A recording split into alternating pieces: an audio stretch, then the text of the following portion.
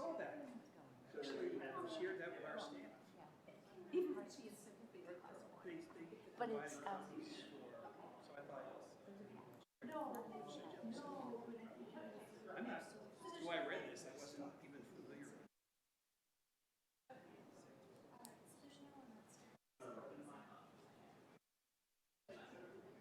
Yeah, plus that would be of interest.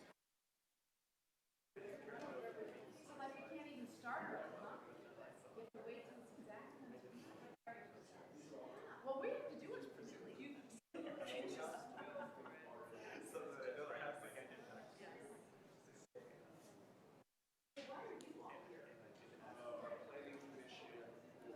Each Street Townhouse. Beach Street townhouses, we talked about those maybe late last year.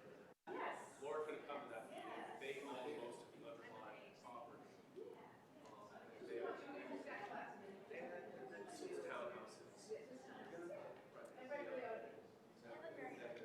owners of the property that actually was speaking.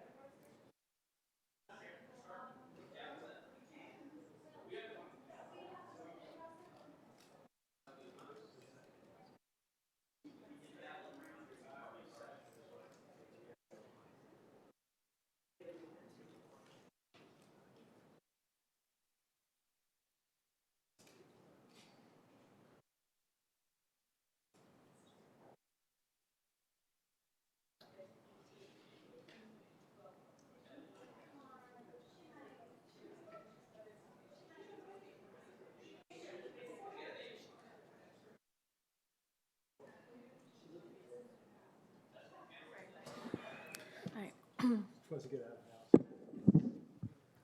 the house. You're right, I forgot. Good evening. Welcome to the February 2020 Planning Commission meeting. We have one meeting this month tonight, Monday, February 10th. Tonight we are considering two items for action: a resolution to reprint the General Land Use Plan GLUP map, reflecting amendments and updates since the last reprint in 2011, changes to 2020, and reprint the GLUP booklet and add a new GLUP public facility map and table, and phase development site plan amendment and site plan amendment, rezoning and site plan regarding the construction of 7 townhouse units at 1731 Beach Street.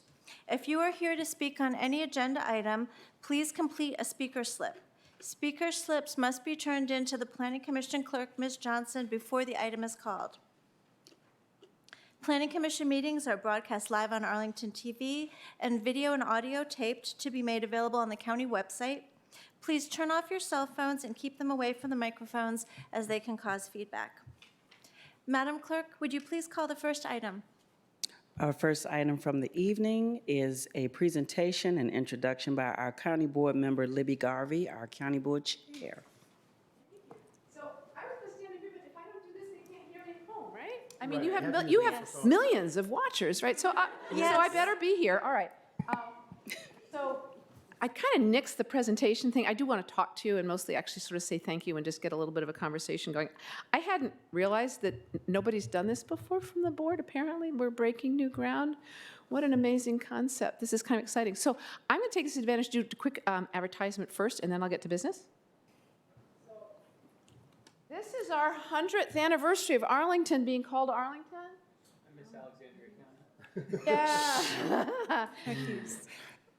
Well, you could come and speak. Might be interesting. So we're doing something all year.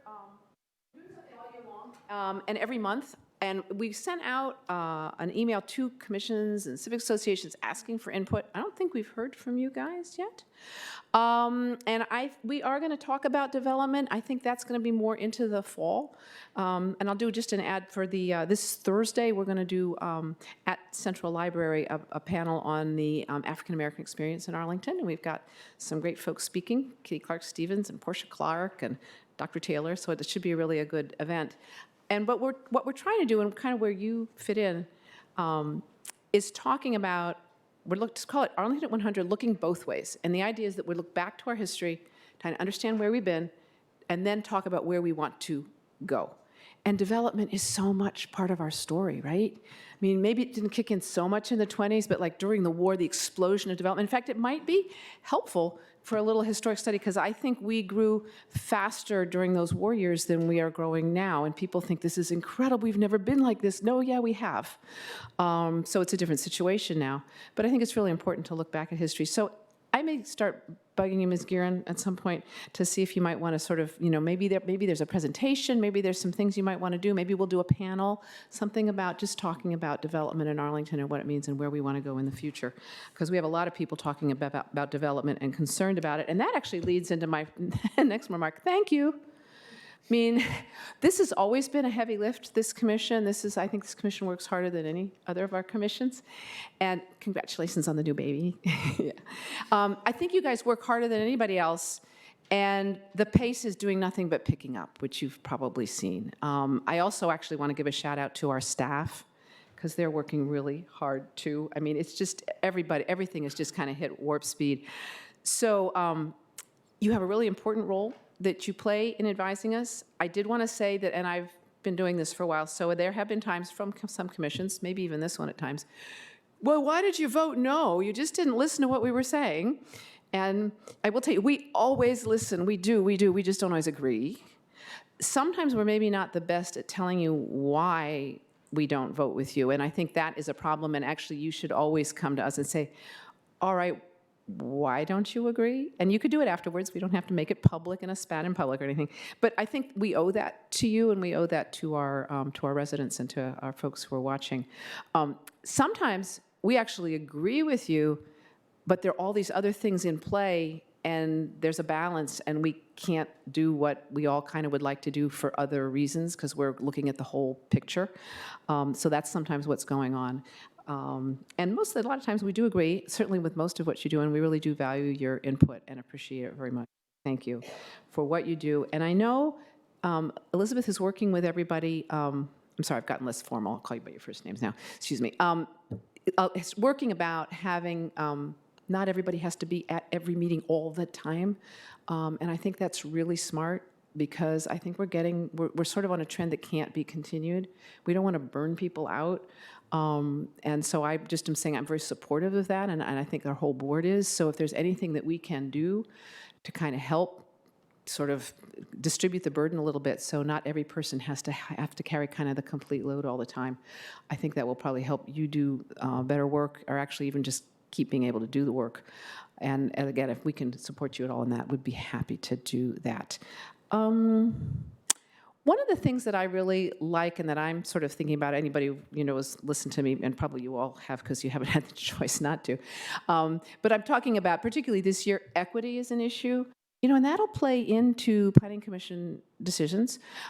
We are having another little public service announcement. We're going to be doing a work session on the budget on March 2nd, I believe it is. It's Monday, with the former mayor of New Orleans, Mitch Landrieu. And he's doing a lot of work on equity and equities in budgets and how to infuse it into your budget. So he's going to come and actually do a work session with us about how to infuse equity into our budget. And anybody's invited. 8:30, we're going to do kind of a little breakfast thing here. Then we'll start at 9. And so there's a little time to mix or to watch, although there's not going to be much time for you to interact with him. Maybe he'll even come back at some point. But I'm looking forward to that, because we're kind of getting into uncharted territory, and I think it will get into your work as well. The other thing I talk a lot about innovation, because if we want to do some things differently, and we do in this 26 square miles, and we want to make sure everybody can stay here, it's really a whole new model for development. And we want to keep the trees, and we want to have the biophilic design, and we're going to have to do things differently. So you've probably seen me, I've shown that, which I got from Elizabeth, which was the Bosco Verticale, that building on each balcony's got trees, got 900 trees on it. It's amazing. And it's a great design, and I have been now showing it to JBG when they come in, or Monday Properties, or whoever comes in. And it's very interesting, because the most recent building in Crystal City that I think it was JBG brought in, all of a sudden the balconies, a lot of them were shown with plants on them. So I think they're kind of picking up, which is really cool. Another thing on energy, which I've been talking about, there are windows now that serve as solar panels. And I think more and more, it's wonderful that we did make this agreement with Dominion Energy to buy renewable solar energy from Pittsylvania County. But it's all the way down there in Pittsylvania County, and it's calling up here. It does get us to 80% of our county needs for the county government being totally supplied by renewable, which is great. It's good for the planet. But moving forward and looking really far ahead, I think we need to get more to district energy, which is more and more of the energy is produced actually right here. Bringing it all the way from Pennsylvania County is, there's some issues with doing that. It's a big step in the right direction from where we have been, but might not be sustainable in the long run. And also, as we start to get into climate change, I suspect we're going to be needing to grow more of our food locally, and some of those solar farms might have to get back to real farms at some point and actually grow food. I don't know. But I just think in the future, we need to be producing more energy right here. This is just Libby talking, although I think my colleagues would agree with me. And that would be great if you talk to, you just kind of are aware of that when you talk to developers and folks coming here.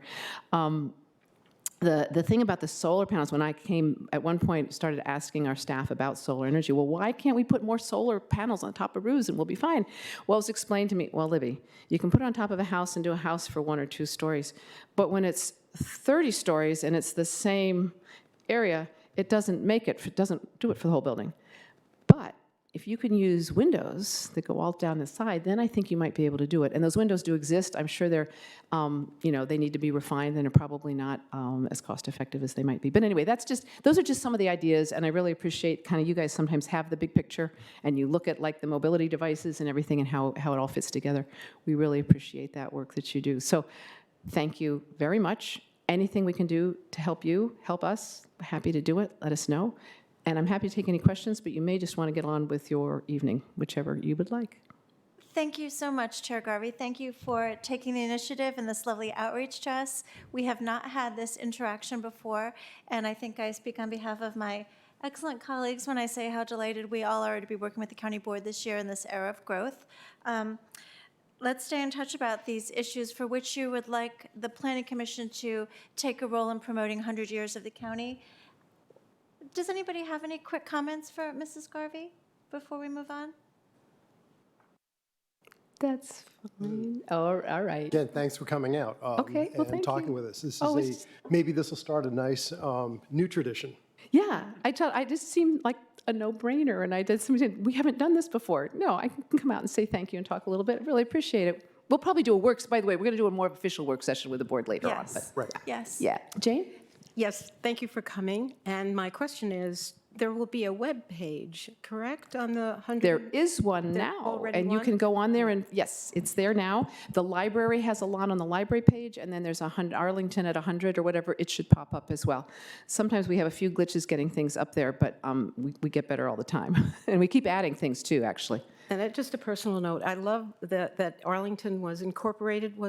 Is that? So it was named Arlington. I don't think it's called incorporated. So it was Alexandria County, and they got it mixed up. Remember, somebody missed a parade because they went the wrong. Yeah, so it's kind of a cute story. So 1920, they officially named March 16. So March 16, we're going to be back here. We're having a panel discussion on women, and we're going to have Mary Margaret Whipple and Kate Bates and Charlene Bickford, I think, and Wilma Jones-Kilgo. Anyway, we're going to have a panel of women talking about women and some Girl Scouts, because this is also the 100th anniversary of women getting the right to vote. 2020 is a really big year. But we are also going to do the 20th, we're going to have a proclamation. Mark Schwartz is going to do a presentation, which would be pretty cool. He is so excited about it. He's been searching the census and finding out what he could find out about the census in 1920 and compare it to now. He's very excited about it. I think it's going to be great. And we're going to have a big cake, and we'll probably sing happy birthday. So it would be great if you come. So that'll be the party. I mean, we're going to continue to celebrate, but that is the day. There's another 100th anniversary coming up. You planning commissioners might kind of appreciate this one.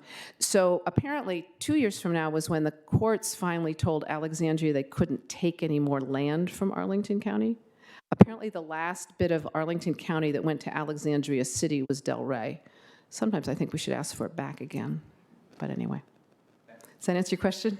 Okay. Probably more than you wanted to know. Yeah. No. Okay. Thank you very much. Thank you. Thanks so much. Thanks a lot. Madam Clerk, would you please call the next item? Item number 2 is the 2020 GLUP reprint. This is the reprinting of the general land use plan. And we have Matt Ladd and Kelly Brown, our planning staff, to present this item this evening. Welcome, Ms. Brown. Mr. Ladd? Thank you, and good evening. We are here to present our recommendations to reprint the general land use plan map, reflecting all amendments and other map updates made since the last reprinting in 2011 through February 2020, reprint the general land use plan booklet, and add a new general land use plan public facility map and table. So tonight, we will provide a brief overview of the background and purpose for conducting this reprint effort, and a brief overview of the proposed changes to the GLUP map, the GLUP booklet, and the new GLUP public facility map and table. So by way of background, the general land use plan is reprinted to capture amendments and formatting changes on a periodic basis. In the last 30 years, an updated general land use plan was formally adopted and printed in 1986, 1996, 2004, and 2011. Since 2011, updates have been made to the digital version of the GLUP map and booklet on a biannual basis. So this reprint effort represents an opportunity to formally recognize all of the amendments and changes that have been made since the 2011 reprint, update formatting to support the addition of new material introduced over time, document and correct errors that have not been previously addressed through administrative updates, apply new approaches to communicate various elements, again, introduce the new public facility map and table, and what's important to note is that no changes in policy are recommended through this reprint effort. So this is an image of the recommended GLUP map, 2020 GLUP map, that we're recommending at this time. Changes to the map fall into 3 main categories: the designations and labeling of the map itself, the legend shown on the left, and the notes in the bottom right corner. So by way of brief overview, as I mentioned, the recommendations to changes to the GLUP map fall into 3 main categories. In terms of the map content, the 2 most significant categories of changes are, number 1, to remove the general commercial designation on the right-of-way, which is really a median, located across from the Wendy site plan 435. The Wendy site plan, so indicated to the right of that purple arrow, through that site plan was amended from general commercial to low OAH, leaving that small median portion, kind of the last vestige of general commercial. Through our research, it was determined that that is in fact right-of-way. It does not merit a land use designation, and so through this reprint, we're removing that last remaining portion of general commercial on the map. We also use this as an opportunity to update labels throughout the map. Some of the notable changes are Knock to Green Valley, Washington Liberty, Courthouse Plaza to Bozeman, and so on. We also are recommending changes to the map legend. First, we consolidate all of the information into one legend shown on the left side of the map. We're also recommending, with the removal of that last piece of general commercial, in the courthouse area, we're recommending to remove the general commercial designation from the map entirely. It's no longer needed in that new categories of land use have been introduced over time to reflect the mixed-use nature of our land use vision. And so we're recommending to remove it. We could certainly bring it back in the future if it was determined appropriate for some use, but at this time, we don't recommend that it's needed any longer. We're recommending to update the asterisk notation to include some information that had previously been located in the map notes about GLUP designations that wasn't really specific to districts throughout the map, but just more about how the designation should be interpreted, and some additional minor changes to add some missing information and clarify information. And then finally, we're recommending to make some changes to the map notes. We relocated them to the bottom right corner. And we also removed, as I mentioned just previously, we relocated some information that had been in the map notes to the asterisk notation to provide additional clarity about how to interpret various land use designations. This is the new cover for the GLUP booklet. Changes to the GLUP booklet fell into 3 main categories. We made some additions to the purpose and scope section. Most notably, we added the legend from the map itself so that it could be more easily referenced by users of the GLUP booklet. We also added some brief descriptions to the symbols. We also streamlined information about supporting documents. Previously, there had been 2 separate sections that provided information on documents to support the GLUP, as well as some outdated references to programs that weren't specifically related to the comprehensive plan. So we created a new section that focuses specifically on documents that support the general land use plan. And then finally, we added a list of completed special GLUP studies and added a locator map. Other minor changes included eliminating some references to outdated land use decisions and naming conventions. We updated Appendix 2 to include all the special planning districts and adopted plans, removed Appendix 3, the housing conservation district maps, and now just we'll have hyperlinks in the booklet. And we updated the TDR policy to reflect some amendments, zoning ordinance amendments that hadn't previously been referenced. Okay. A longstanding recommendation of the Planning Commission, at least going back at least 3 years that I'm aware of, is to develop a comprehensive plan element for schools and public facilities. And as you may know, I'm staffing a JFAC committee that's chaired by former Commissioner McSweeney. That group is developing its own recommendations for how we could accomplish that task. While that work is ongoing, staff is taking the opportunity of the GLUP reprint to make a first step toward including public facilities into the comp plan with the proposed public facility table and its companion map. Adoption of this map and table with the GLUP would, for the first time, include the complete array of county and APS facilities within the comp plan. The table includes approximately 120 facilities with a name, location, use categories, and acreage. Since the Commission reviewed the draft map and table in December for the RTA hearing, we've made a few changes, which I'll review in this slide. The table is now incorporated into the GLUP booklet as Appendix 3, and the site acreage data has been added. We've also refined the design and style of the map to be more consistent with the design of the GLUP map and the Master Transportation Plan map. And finally, at the RTA hearing, the PC recommended adding park areas and the public ownership crosshatching to the map. Staff agrees with these suggestions, and they are now shown on the map. Staff recommends adoption of the 2020 GLUP reprint, including the GLUP map, GLUP booklet, and new public facility map and table. This item will be considered by the County Board at their February meeting. Thank you.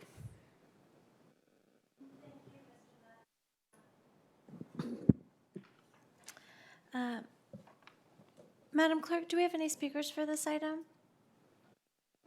Thank you. And are there any commissions here who wish to speak on this? Okay, seeing none, I'll turn to Commissioner Schroll, our Long Range Planning Chair. Thank you, Madam Chair. So this was before us last month as an RTA. So I don't have much to add. This did go to LRPC for a meeting last fall before the RTA. So I don't really have a full report because this was before us last month, but staff did a great job of walking through the changes, and the staff report also kind of articulates the changes as well. So, and I'll be happy to make a motion when we get there. Thank you. Commissioner Hughes, would you like to start our discussion? Thank you, Commissioner Garing. Just a question for staff. For the record, if this were to be adopted by the county board, when should the community at earliest expect to be able to get their hands on a physical copy greater than 8.5 by 11 of the revised map? So we are working through the process of requesting bids for the printing of the map and booklet. So that's in process now, and it shouldn't take too long after adoption. But staff confirms we will have physical printed maps greater than 8.5 by 11. We will have a limited number of maps and booklets available. As I mentioned when we were here for the request to advertise, the intention is that the booklet and the map are used first and foremost as a digital resource. Just we're moving in that direction to be paperless as much as possible, but we will have a limited quantity available for commissioners, staff to make available at libraries as resources. And just a final follow-up, and staff will ensure that one copy and I guess a USB drive with the digital record is sent to the Virginia room over at our central library as well? Yes, we can do that. Thank you. Thank you. Other questions or comments? Commissioner Schroll? Thank you, Madam Chair. Question for staff. So on page 32 of the drafts, I guess before that, on the previous page, it kind of, on page 31, it documents all the kind of supporting documents for the GLUP. On page 32, though, it has the description of the NC plans and lists them out. In the description of these plans that support the GLUP, is there any indication of the kind of hierarchy of how staff prioritizes them in the document? It does note that NC plans are accepted, not adopted by the board, but a layperson may not know that it's not given the same weight by staff as the other documents here. I'm wondering if staff can clarify, is there somewhere else within the reprint that denotes the kind of hierarchy of plans that I missed? Or is there somewhere else that we kind of lay that out for folks? So the GLUP booklet is the primary location for providing information about the documents that support the general land use plan. So I would say that this guidance here is, what is available for the public seeking to understand how we use neighborhood conservation plans. So I might suggest, you do say accepted, not adopted, but I know that's a pretty important distinction for staff and in how they prioritize what guidance documents you're looking at. So I might encourage you to think about whether just a slight description around the fact that this is helpful and NC plans are used, but they're not equivalent to area plans. I don't know how you can do that cleanly, and maybe it's something to take back for the next reprint. But not a big issue, but it's something we see during SPRC occasionally is folks saying, well, it's in our NC plan. And so, okay, that's all. Thank you. Okay, thank you. Thank you. More comments and questions from the commission? Seeing none, are we ready for motion? Madam Chair, I move the Planning Commission recommend that the County Board adopt the attached resolution and the staff report dated January 27th, 2020 to A, reprint the general land use plan GLUP map reflecting all amendments and other map updates made since the last reprinting, 2011 through February 2020, as shown in Attachment 1 and Attachment 2. And B, reprint of the general land use plan GLUP booklet as shown in Attachment 3. And C, add a new GLUP public facility map and table as shown in Attachment 4 and Attachment 3. Second. Motion made by Commissioner Schroll, seconded by Commissioner Hughes. Is there any discussion? Would you like to speak to your motion? Yeah, I would just like to say I commend staff for all the hard work, Mr. Ladd and Ms. Brown, that you've done on this. It is really heartening to see that we are moving forward with the public facility components to the map. That's fantastic. And I know, Mr. Ladd, you're going to continue to work with our former colleague on that and the folks on JFAC. So we certainly look forward to seeing that progress. And we're excited to be here. And it's always good to see the good work you all do to kind of incorporate all the work that the community has done over the past 5 years. It's sometimes a good look back at everything that's happened and sometimes kind of remarkable to see what we've all done, including staff. So thank you. I wanted to just follow up because I feel responsible, and I want to thank Mr. Ladd for both including the public facilities map in this reprint and for your work moving forward with the public facilities with Commissioner McSweeney. And I apologize about the ruckus, but I do think and appreciate the help you all provide. Thank you. Now we'll take our vote. All in favor of the motion? I believe that was unanimous. Thank you, Commissioner Schroll, for your report. Thank you very much, Mr. Ladd, Ms. Brown, for this excellent work. Madam Clerk, can you please call our next item?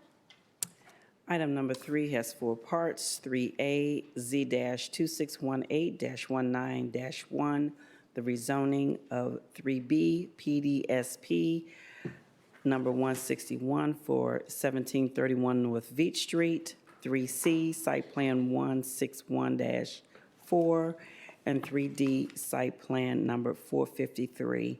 We have Christine Walentish, our planning staff, to present this item this evening. Welcome, Ms. Walentish. Thank you, and good evening, Madam Chair and members of the Planning Commission.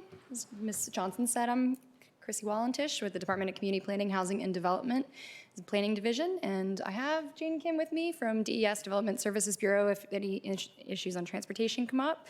And we are here to discuss the site plan project known as the North Beach Street Townhouses.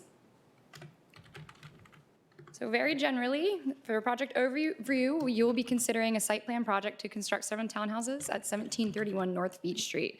The project includes a PDSP amendment, site plan amendment, and rezoning, which we will discuss. And just as a note, this project is just up the street here, about 2 or 3 blocks away up North Beach Street towards Lee Highway. So again, getting more into the site, it's located just north of here, across Wilson Boulevard.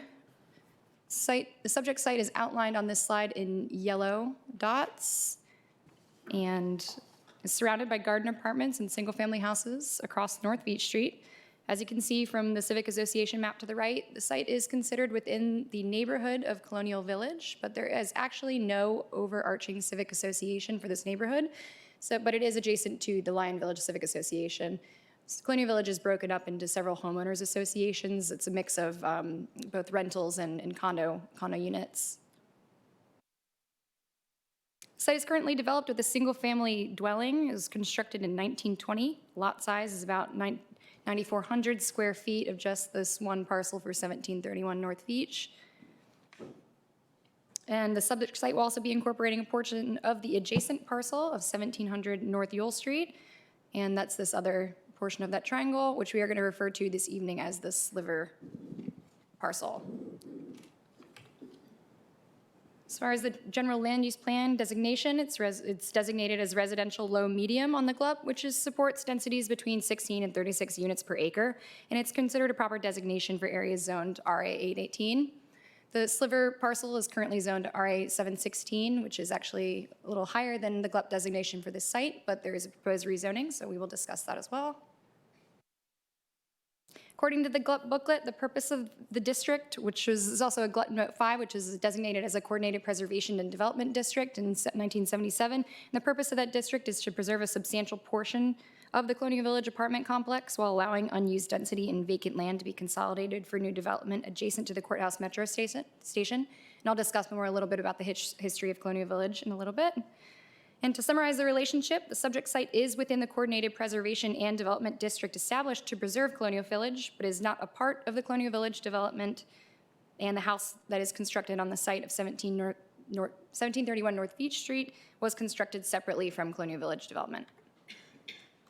Current zoning of the site, 1731 North Beach is zoned RA 818, and 1700 North Yule, which is this entire parcel you see here, is currently RA 716. They're both multiple family dwelling districts. Lyon Village across the street is zoned mostly R6, which is a one-family dwelling district. You can see in the map here, courthouse area to the south is a mix of commercial and mixed uses, and Lee Highway to the north is a mix of multifamily and commercial and mixed uses. For existing site context, you might remember some of these slides if you were at the SPRC meetings. These are current street views of the house. If you're looking at directly, if you're on North Beach Street, you're looking directly at the parcel 1731 North Beach. This is the current single-family home that's on the site. You can see the driveway curb cut right here. And this is access to the garden apartments to the south. And the property is actually surrounded on 3 sides by Colonial Village. So they're flanked over here in the rear and also on this side. So this is the curb cut to this building, and this is 18th Road North, which we'll discuss because it's where the subject site now fronts. Okay, these are more slides on the existing context. You can see here, I tried to do a 2D outline of the subject site. So it'll be a little bit of this portion of land here, and then this is the single-family dwelling. And then this view is across North Beach Street looking into Lion Village. Okay, so we will need to, as part of this project, we'll need to remove a portion of land that's currently within Colonial Village, the PDSP, and its corresponding final site plan. So it's about 6,400 square feet that it's currently within Colonial Village. The Colonial Village PDSP was approved by the county board in 1979 under PDSP 161. And then the county board approved Site Plan 4 within the Colonial Village PDSP in 1982. This area is also known as Colonial Village West. So that's this insert here, it's Site Plan 4. It's also known as Parcel 2A in the original PDSP approval.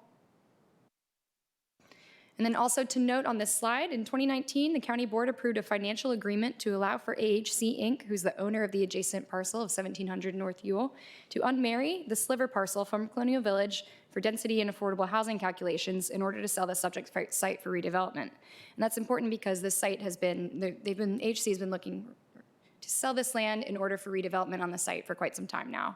So this is more so the land use and the rezoning coming in with the site plan. Some background into the surrounding site context and historic districts. The site is surrounded by 2 historic districts. Across the street, there's Lion Village. That's on the National Historic Register. It's a National Historic District, as well as the majority of Colonial Village, but not all of it is within also a National Historic District. There are also sections of Colonial Village that are locally designated as a local historic districts, but they're not in any vicinity of the subject site. It is important to note that 1731 North Beach Street is not inside one of the historic districts, neither local nor national. But historic preservation played a really important role, as well as the comments from the HALRB throughout the entire process of this project and how it evolved.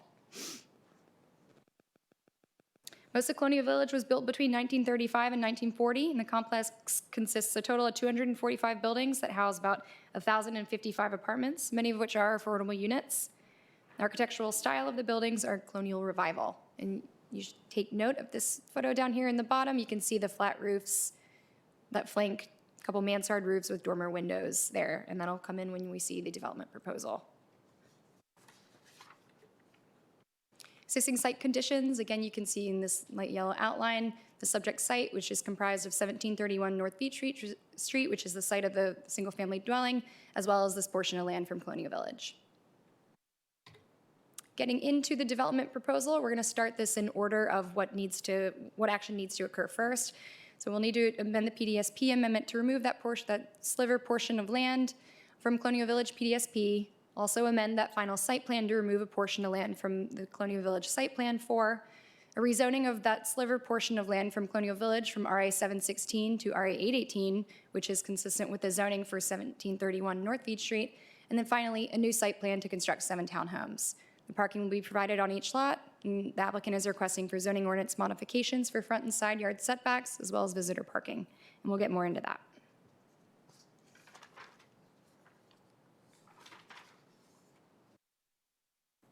So just more details of the proposal. This is kind of capturing the last 2 aspects of that 4-part proposal. So this is the rezoning. You can see here that in red, that's the area being rezoned from RA 716 to RA 818. And then here is the new site plan for the 7 townhomes. As far as the new survey, all 7 townhouses will face north towards 18th Street North, and they'll be accessed at the rear of the site by an existing curb cut that's the existing parking lot for the Colonial Village apartment complex directly to the south of the site.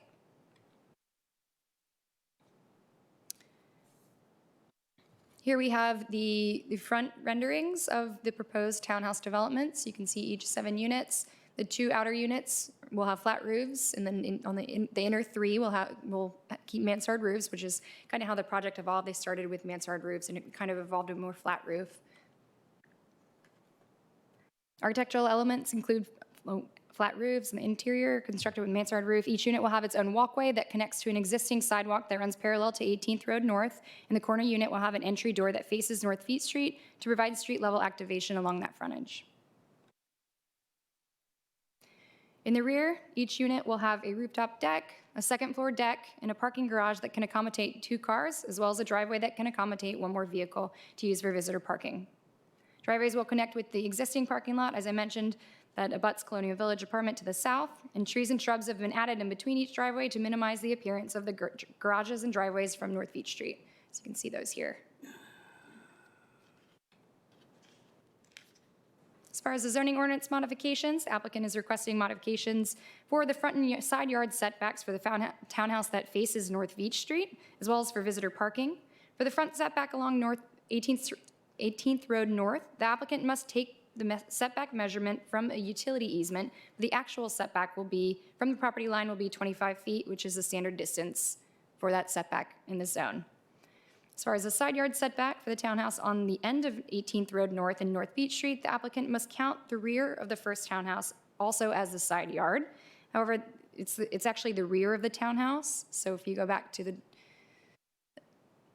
the rendering here, they need to count, this isn't, let's see, the rear. So they need to count this area here as their second side yard, but it's technically, as this building is sited, it's their rear yard, in which case there would not be a rear setback requirement. So because they need to count it twice, it's a little shorter than would be required. Staff supports both of the setback modifications for those reasons mentioned, because they really do have 25 feet setback to the property line on both 18th Road North as well as on North Beach Street. And again, that rear/side yard situation is really technically counting a rear yard as a side yard. The applicant is also requesting a modification to the zoning ordinance section 1437A, which requires the location of visitor parking for townhouses to occur in a clearly marked and designated common area available to all visitors, and also requires for this project 2 visitor parking spaces. That's at 1/5 of a space per unit. Because of a technical logistic relating to the size of the parking spaces provided in the rear, applicant technically cannot count the driveway parking spaces as visitor parking. Therefore, the technical visitor parking amount is 0 spaces. However, each unit can park a visitor vehicle in each driveway. Staff also supports these modifications for visitor parking. The site is 1/3 of the mile from the courthouse metro station. There's public parking available along North Beach Street, and each unit can still accommodate a vehicle in the rear in each driveway for visitors. Consistency with county plans and policies. Project is consistent with the GLUP in that it's a low-medium residential designation. The project comes in at about 19.15 units per acre, so it's well within that GLUP range. Sorry, this is an error here. It says 22. It's 19.15 is the correct dwelling units per acre. It's consistent with the guidelines set forth in the Coordinated Preservation and Development District, or GLUP Note 5, which refers to Colonial Village. It's consistent, the project's also consistent with the zoning ordinance in that it requirements for a site plan development within an RA 818 zoning district, and with the requirements set forth for townhomes. Project is also consistent with the courthouse sector plan, which doesn't provide too much guidance for this site, but it's not conflicting with it. As far as site plan benefits for the project, the applicant will be contributing to the utility underground fund, tree replacement fund, and the affordable housing fund. They will also be achieving silver certification level at Green Home Choice, which is a sustainability green building program, and also completion of on-site streetscape improvements. These are all standard site plan benefits. Again, this project is not requesting any sort of bonus density, and they won't be achieving any affordable housing. As far as the project status, several of you all were at either one or both of the SBRC meetings. They went pretty well back here in the fall. We ended it in December, and the Transportation Commission heard the item just last week. The project was approved. I think there was a vote to 8-1, and from what I heard, the dissenting vote came from a concept that the current home is a historic structure. But again, as I've discussed in a previous slide, it is not deemed historic by the county. So let me know if you have any questions on that. I should note on this slide that we did receive word from historic preservation staff like last week that the HALRB might have some outstanding concerns about the project and its conformity to the surrounding Colonial Village. So I believe there is a member of the HALRB here, so he will discuss that, and I'm here happy to answer any questions after he speaks. Here's a slide on the project evolution. This didn't get into your report, but it will be in the report for the county board. I added this just last week. So if you all remember, if you've seen this, this is actually the first photo is of the concept plan. Not many people get to see this because we keep this at the staff level, but this is what the applicant originally came in with. It was proposed in December 2018. And then the figure 2 here in the upper right-hand corner, you can see how it evolved to the more mansard roofs and trying to keep with the colonial revival architecture of Colonial Village. And then based on feedback from the SPRC, we got to the current proposal, which with the flat roofs and the retaining the brick design.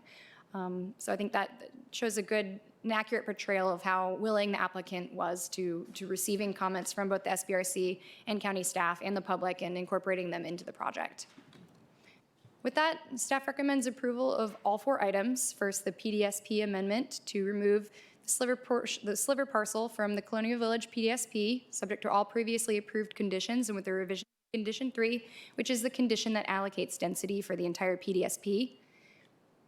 On a note to that quickly, we will be just amending the PDSP. The density will be put at a as-built condition. So that site plan 4 was approved with 5 extra units. So we're actually going to be reducing it down to the current existing number of units in that site plan. So we won't be reducing density for Colonial Village at all. It'll just be to the as-built condition right now, which is 70 units.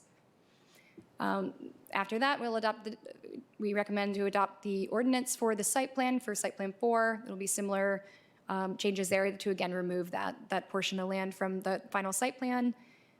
Third action is to adopt the ordinance to rezone the sliver parcel for 6,400 square feet from 1700 North Ewell from RA 716 to RA 818. And finally, to adopt the attached ordinance to approve site plan 453 to allow for the construction of 7 townhomes with modification of zoning ordinance requirements for front and side yard setbacks just for that first townhome and for visitor parking and for all other modifications as necessary, subject to the conditions of the ordinance. Thank you. Thank you, Ms. Wallentesh. Is the applicant ready for a presentation? Thank you.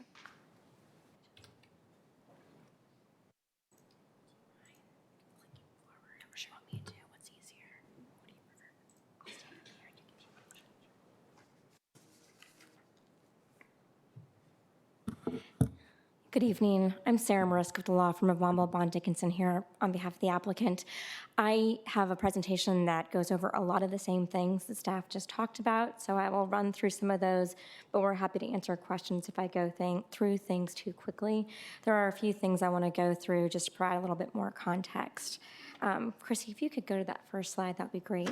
As Chrissy mentioned, this is an interesting site. It's comprised of 2 parcels.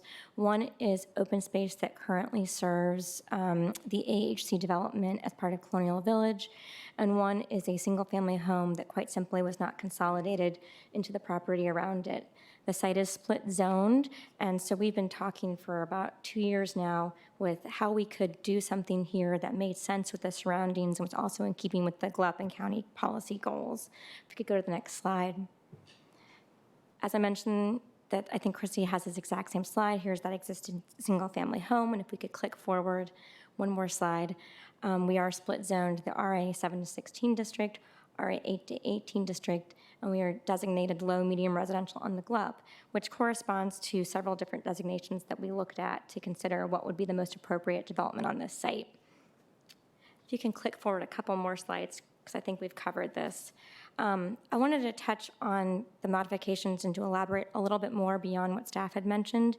We are showing the visitor parking in each individual driveway. And because of those dimensions, those spaces do not count as actual spaces, but for all functional purposes, there is 18 feet of property that people can park in that's free from the fire lane. So even though there's a technical modification requested, there is visitor spaces in each driveway. I think Chrissy gave some great explanation on those setback modifications that are more technical than anything else, but I then wanted to highlight something that we talked about during the SPRC process, which is building height. We are requesting height up to 47.13 feet, which I think is helpful in achieving the design goals that we talked about during the SPRC process. The ordinance does permit site plan projects to go up to 75 feet, so we are well below what's permitted for site plan projects in this particular zoning district. Keep going, Chrissy, that'd be great. So this is where we started, and The layout has not changed significantly, but based on the comments we've received from HLRB, from staff, and from the members of this body, we have made a number of changes to improve the project. If you click to the next slide, you'll see that we have added significantly more landscaping to soften the appearance, to increase the screening in the rear, to eliminate some of the impervious surface that we had, and make this a better project in reaction to that feedback that we had received. I'm going to click forward pretty quickly to the next slide, but these were included just to show you some of that design evolution.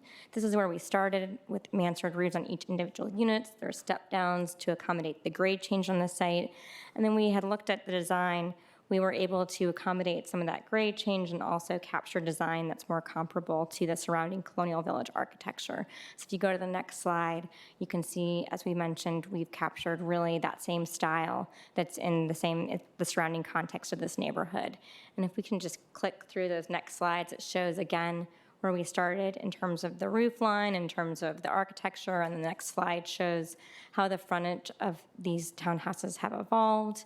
The next slide goes from the rears, where you can see there was some grade change, a significant amount of impervious surface. And then if you go to the next slide, we've tried to screen some of the rooftop balconies, add greenery into the rear to soften that appearance, and eliminate some of the parking, which was a concern as well.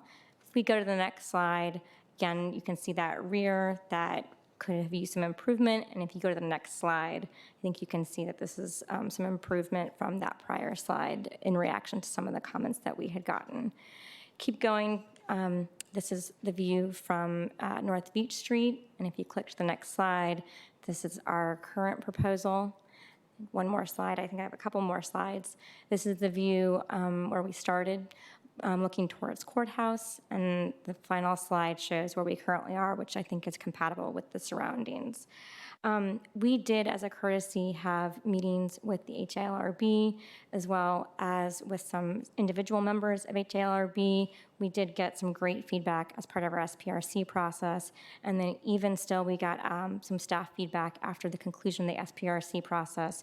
So we have folded all of that into our current plan set, which is included in your packages this evening, and I think we have, I hope, come with a better project than where we started.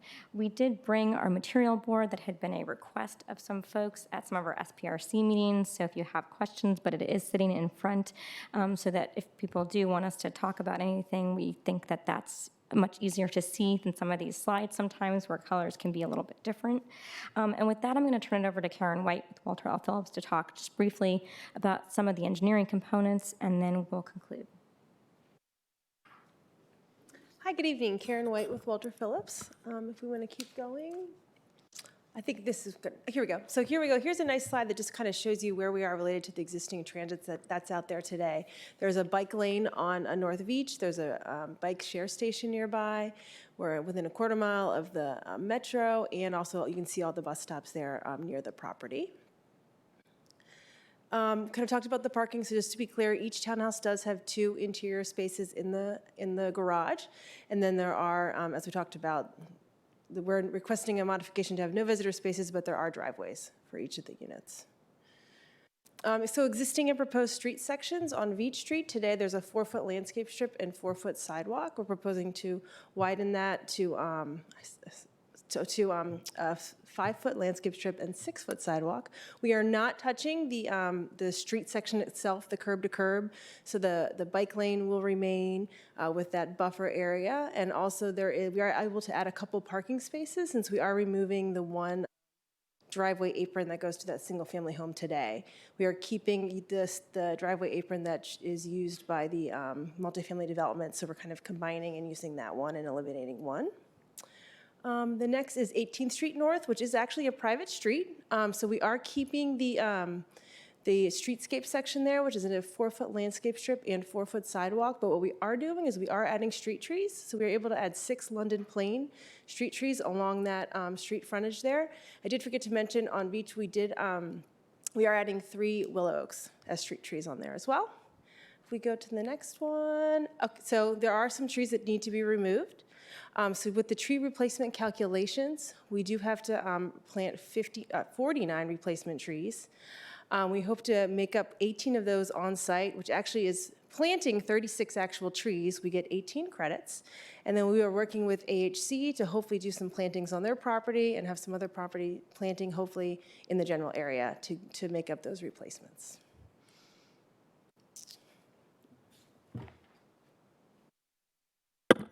I think this slide repeats information that staff has already provided, but even though we are not requesting any bonus density, we are providing a number of improvements to this area in terms of a base affordable housing contribution, utility contribution. We are pursuing Green Home Choice Silver certification, and as Karen just mentioned, we are improving the streetscapes around the site, both in terms of the connectivity as well as the trees. With that, we are happy to answer any questions. The final slide just touches quickly on the fact that this is a little bit different than projects that normally are before this body. This is a much faster construction process than I think you are used to seeing. This is only going to be an 8 to 12 month process. All the parking and staging occurs on site. We don't have kind of the more typical lengthy and involved construction process, so this is a little bit different. And with that, we're happy to answer any questions you might have. Thank you, Ms. Mariska. Ms. White, I understand we don't have any public speakers, so we'll start with any commissions that are interested in speaking to us. HLRB? Thank you. Good evening, Madam Chairman and members of the Planning Commission. My name is Dick Woodruff, and I'm Chairman of the Historical Affairs and Landmark Review Board. And I'll begin by saying that the design of this project and how it would complement the surrounding historic properties is not great, but it's substantially better than it was when the HLRB first reviewed it in June. And at that time, we had asked to look at the project because it would be virtually surrounded by the existing Colonial Village and Line Village neighborhoods, which are listed on the National Historic Register, as you know. And the Colonial Village buildings, I think has already been mentioned, are on the county's list of historic properties as being essential in the Historic Register. And those buildings aren't going anywhere anytime soon. So I want to, first of all, I want to commend the developers for actually reaching out to us and giving us a courtesy review and showing us the product. And I think that they took our concerns seriously and did make a number of changes, as you saw, to the original project. And it is better. There are a few recommendations that we had that they didn't do. And I'm talking specifically about the details of the building's end units. If you look back at the pictures, I'm not asking to look at them right now, but if the end units, the blocks with the flat roofs, are not very symmetrical in terms of the fenestration and the brick patterns. And the Colonial Village buildings that are in the immediate vicinity are. They're very similar on the edge or on the end. And if you wanted to better complement the symmetry of the building, as you see, the fenestration is different and the brick patterns are different. It's not a great view there, but in the developers' pictures, it shows it better if you want to look at theirs. But in any event, those are relatively simple changes that they could make. And again, in any event, the plan you're seeing tonight is better than it was, and I think it speaks to the value of our collaboration. The HLRB offered substantive design recommendations that were doable, and the developer took them seriously. But having said that, I want to get back to my initial comment that despite the efforts so far, it's still a very imperfect design because, and it's really not their fault because the shape and the size and the orientation of the property precludes the building from being oriented so that it faces Veach Street and it faces sideways. And so the rear of the building and its service areas and the unusual roof cuts, which are going to look very strange next to Colonial Village, will be visible from the street. And there's not a whole lot you can do about that other than screening it, and I think they screened the parking area pretty well to the extent they could with the landscaping improvements. I'm not really sure how you can screen those roof cuts. And when you look at them, if you look at the picture of right there, it doesn't look that, I mean, it looks okay, but when you see that building next to the Colonial Village apartments next to it, it's going to look pretty shocking.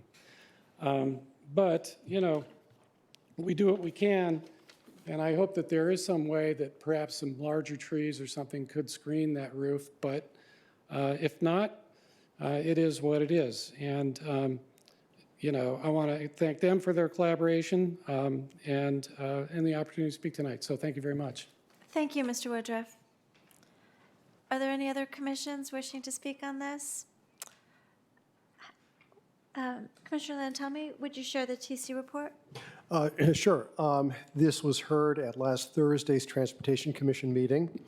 To start, there were only a handful, less than a handful of clarifying questions, one of which did involve the visitor parking, to understand the reason for the change from the requirements, and that was pretty easily answered. In fact, it's almost a win-win, because rather than having to have 2 parking spaces, which would either preclude one of the units from being built or impinge on the little open area there is on the site, instead the visitor parking will be on the existing driveways that have to be there anyway. So it adds to, it adds to open space, it adds to the number of units, and it adds to the amount of parking, which is odd, but all around it ended up being something that the Transportation Commission had no concerns about. There was also a question about HALRB consultation and whether the farmhouse itself was a historic structure, which turns out it is not on any county inventory of historic buildings. After the clarifying questions, it came up for the motion, and there was no discussion after the motion whatsoever. The vote was 8-1 in favor of this. Thank you, Commissioner Lantelmi. With that,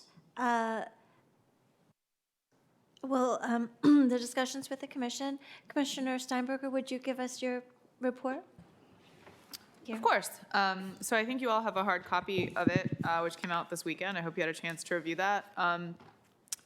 I will not read the whole report. I understand it's detailed, but I will kind of summarize some of the key points and where I think we might focus our discussion this evening.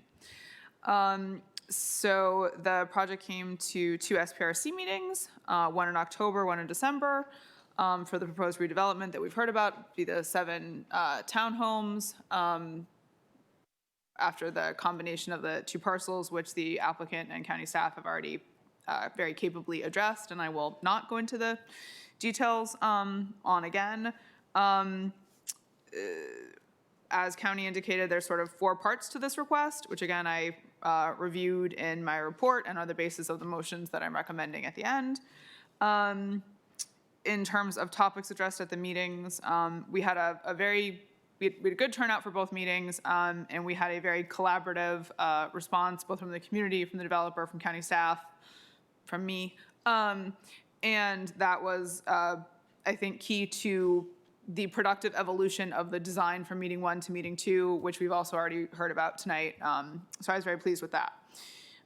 We talked about land use and zoning, talking about kind of what the appropriate density would be for the site. And there was a lot of question, and I do think this is a matter there'll be questions on again tonight as to whether townhomes were the best use of the site. And candidly, I think that members of the SPRC were a bit concerned that that wasn't the best use of the site, especially being so close to the metro, so close to other transportation options there, and with a general concern about sort of density uses within the county.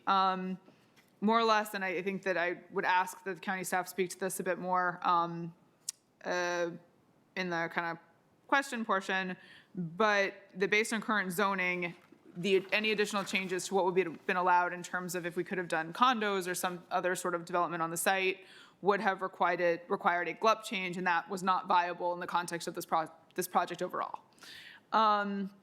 You've already heard a lot about what we talked about in terms of the building architecture and design and sort of the evolution of the project. I gave some notes on sort of what that looks like in terms of moving from a mansard roof line across all 7 townhomes to flat roofs on the ends, mansard in the middle.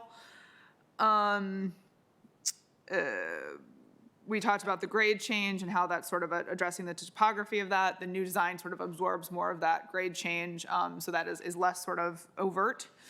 Talked about kind of the tree replacement, again, there was a lot of feedback in conjunction of the open space and landscaping, but also in connection with the transportation and parking, what the rear of the structure would look like. In the original design, I think, if we can put up the original, a back view on the original design, was, I think, very, there's a lot of concern about the impervious nature of that as a design and what that sort of would look like in the context of the area. And candidly, that was a lot of parking for what is so close to transportation. Again, you do need the driveway access to the homes, but the feedback was that there was a better way to do that that would better shield the design, and the developer was receptive to that, as you've seen in the evolution of the design, which is much more, well, is this, and is much greener, much more shielded in terms of the plantings and how that sort of works with the space, and less impervious. It also shows the brick pavers now as opposed to just sort of the flat road. We talked about community benefits and sustainability. You've already heard about that. Construction timeline, again, this intend to start construction this year with completion in 2021, 8 to 12-month construction timeline.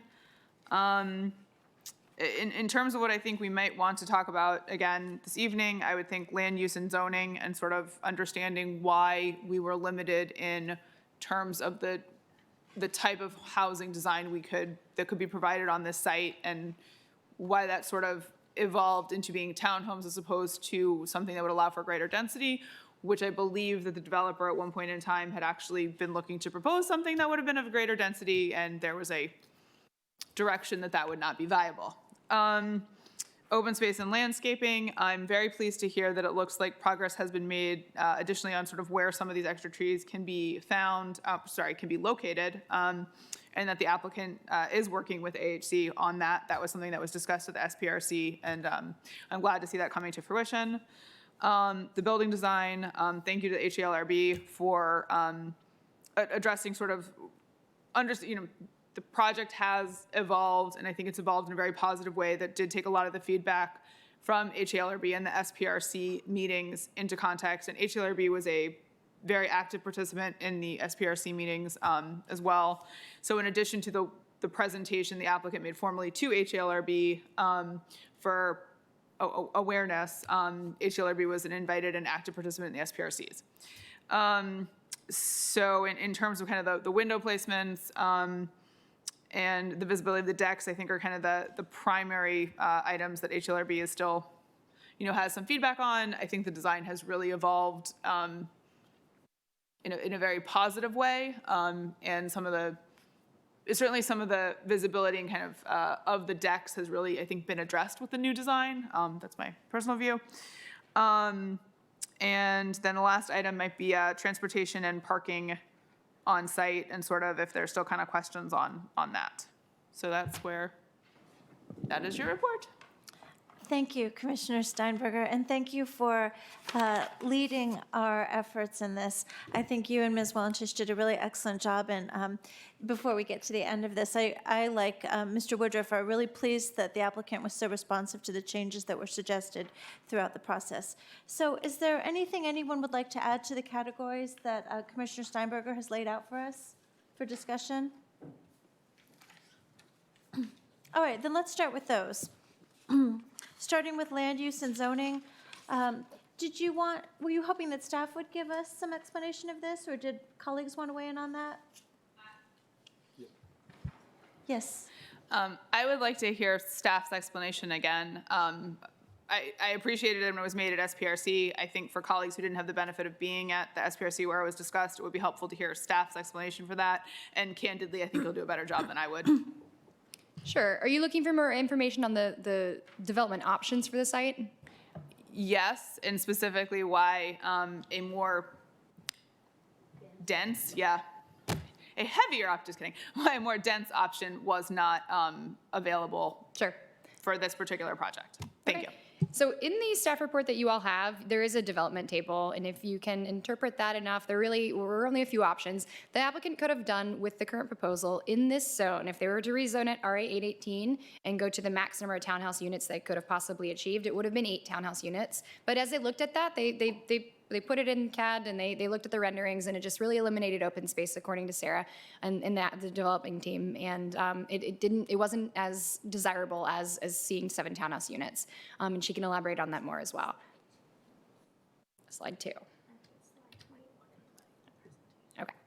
And then in regard to multifamily or any sort of increased density, they could have, in theory, gone to RA 716 and done multifamily use. However, that would have been inconsistent with the current GLUP designation. So the county, as Sarah mentioned, as Commissioner Steinberger mentioned, they're both Sarah, that the applicant did originally come to the county with that proposal a couple years ago, and at some point we told them that we would really need to sit down and analyze that, because we don't take GLUP designations or re-GLUPs and like to redo the GLUP designation and changes to that very, lightly. So we would really have to like sit down and analyze that. So in the townhouse development, they were able to do this. So where that does exist as an option, they also weren't going in any sort of affordable housing component. So that would really have changed the nature of their project. So while it is an option, they weren't seeking it. We had asked them to look into it further. They provided reasons for that, including from the county's perspective, the GLUP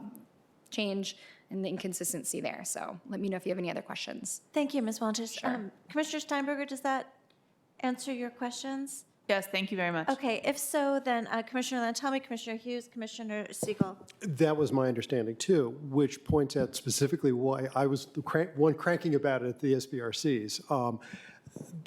This is a fine project, and I'm voting in favor of it. And if I was the developer, I would have gone exactly the same way. This is probably the smallest site we've seen that's gone through an SBRC, and it really points out how it's just uneconomic for small sites to go through an SBRC process, to go through a special GLUP study to change the GLUP. It's just not doable. It's not economically viable, especially if we wanted to get affordable housing. Here, we're going to have very expensive townhouses, and appropriately so, given the costs involved in getting through this whole process. And we're getting 7 units where we had 1 before. But we really should have had 21 or more units here. And that's because we are, in fact, limited by the GLUP. This whole area is designated low-medium residential. This is in one of the most transit-rich areas of the county. We have heavy rail, we have buses on Lee Highway, on Beach Street, on Wilson Boulevard. It's easy for people to walk, yet we have a low-medium designation. Now, again, the history of here, I understand that. It's a very complicated site because of the PDSP and the multiple site plans within the PDSP, but that goes back 40 years. That was put in when the Courthouse Metro was just opening. It is out of date given what is going on in this county and this region as a whole. And absolutely, it's a historic district, and Colonial Village is a jewel that all of us recognize and understand, and there should be ways to be able to preserve that. However, right next door to this site is a 1960s garden apartment that is of no historic value whatsoever. That should be able to, and is almost crying to be redeveloped as something way, way larger than it is right now. But again, it's a small site in a low-medium residential GLUP. It makes no sense for that to be there. And it's not economic for AHC, the owner, to go through the whole process to make something bigger. I think we really are at the point where that low-medium residential GLUP for the entire site needs to be seriously looked at, and we come up with some sort of tools. It could be density transfers, it could be spot areas where we can allow way more density to be put in, where right now we just have a blanket huge area of low, medium residential in the one of the most transit-rich areas of this county. So anyway, that's my soapbox, and I think this project absolutely brings to the fore the flaws that we have right now in our current GLUP and our current zoning and our current site plan processes. Thank you. Commissioner Hughes? I feel like all my thunder was stolen by Commissioner Lantomi. I could not have agreed more with you, Commissioner Lantomi, with so many issues. And to the applicant, I do want to be clear, what you'll hear from us this evening has nothing to do with your project. It's a beautiful townhomes. We all wish you the best of luck in developing the wonderful townhomes that will definitely sell for like 1.3 at the bottom probably of your target zone.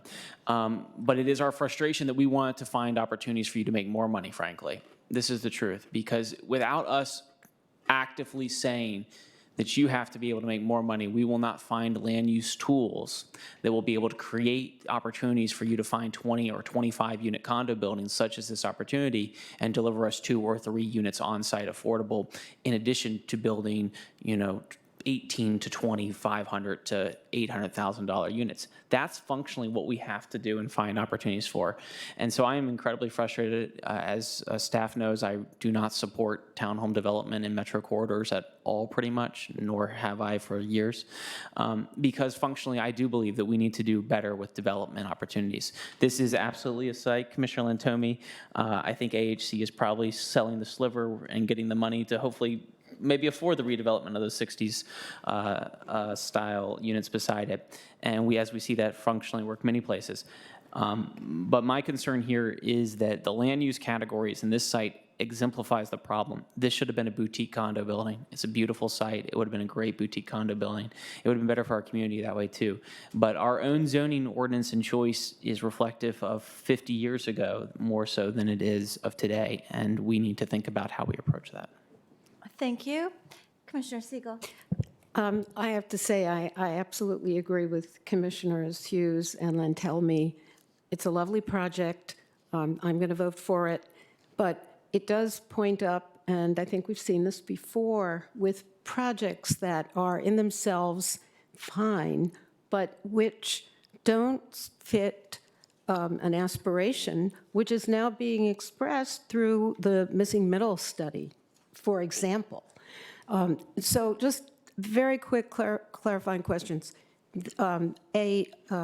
Just technically, the applicant could not have used special GLUP study to up-GLUP this site because it's not, it's within the PDSP, it's already planned. Is that right? Hi, for the record, I'm Aaron Schreiber with the Planning Division, and I can just give you a little bit of background.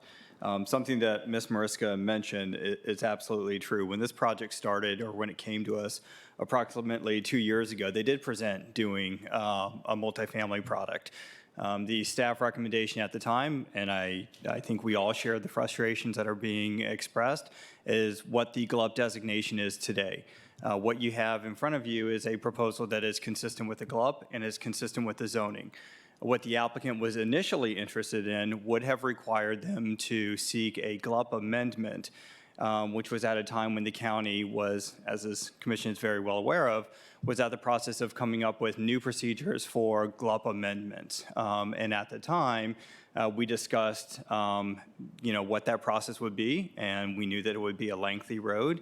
And with no surety for that being a successful proposal. So the applicant took that into consideration, and they chose to go the route. It could be considered a safer route. We'll let the commission and the board ultimately decide that.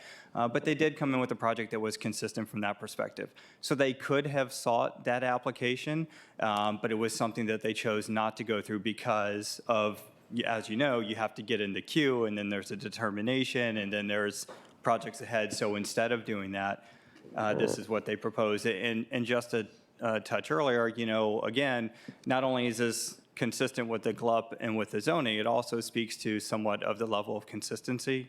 So as Ms. Wallentish mentioned earlier, if you had gone to a multifamily building, in essence, they've kind of downzoned their property in order to make it consistent with the GLUP because it is split zoned.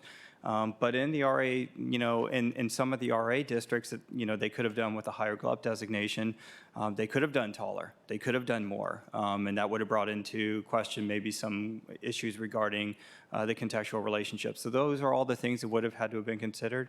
Instead, this is what we have in front of us. Can I come? Yes. Thank you, Mr. Schreiber. Yes, thank you very, very much for that explanation. I know there's a note in the staff report, which I was looking for and couldn't find, where staff had asked for thinking from the applicant about, is that where I couldn't find it up here. But so let me just, I think current planning isn't the right shop from our Arlington staff to ask the question. That was probably comprehensive planning. They are doing the missing middle study. But let me ask it anyway. What we've expressed to you today about a concern, here comes Mr. Duffy, about our concern about greater density around Metro, which is would be obviously something to consider. I mean, we don't really have the policy tool to realize that vision. And would we find that in the missing middle study, or is that in the work plan? I guess we haven't seen that yet. Thank you, Commissioner, for your question. And I want to thank the commissioners for this conversation tonight. Clearly, we do need, as a community, to begin the conversation, and it started, as you know. And we expect the Planning Commission to play a key role in that conversation on land use policy and what tools we will need. Because for us to deal with the issues of housing, community equity, we're going to need to be able to rethink, in many ways, some of the land use policies that have been in place for decades, while continuing to preserve the great neighborhoods and focus again growth towards our metro corridors. So those conversations are beginning. It's important that we listen and work together as an entire community, and I think we'll have some discussion about this on Wednesday evening with the Long Range Planning Committee when we talk about our work program for the next 18 months, and certainly when the commission has its work session with the county board on February 18th. So thank you for your thoughts in this process, and we do need, there will have to be some change. And how we approach that, we'll have to work together as a community to make some of those decisions. Thank you. Thank you, Mr. Duffy. Commissioner Hughes, then Commissioner Bagley, and then we're going to move on. Thank you. Quick question for staff. There are fees associated with a special GLUP study review. Am I correct in that assessment? Yes, there are. And that's regardless of size. Yes, and again, you pay the fee, and then it's dependent upon where you fall into queue and whether your proposal is accepted by the LRPC for additional processing. Correct. And the final question I have, if you don't mind switching to maybe a screen with a rendering, because it kind of gets to the zoning and the exact counts per acreage. Remind me if I'm remembering my zoning ordinance correctly. The zoning ordinance allows the county board to modify density up to 25% above the level for these particular districts. In the RA districts, the board has the authority to modify zoning depending upon the type of product. So whether it's a multifamily project and it's established as a low and moderate income housing project. I believe that you're referring to the additional density provisions that were recently amended by the county board. If you're also aware, there is an express notation in that staff report and presentation to the county board that additional work on the RA districts may be necessary in order to address issues regarding building height and the appropriate densities associated. So again, what you're looking at today is the townhouse product that is not subject to. And let me just build on that. That is part of our work program over this next fiscal year. And again, we'll have some discussion with the commission and the county board over the next few days.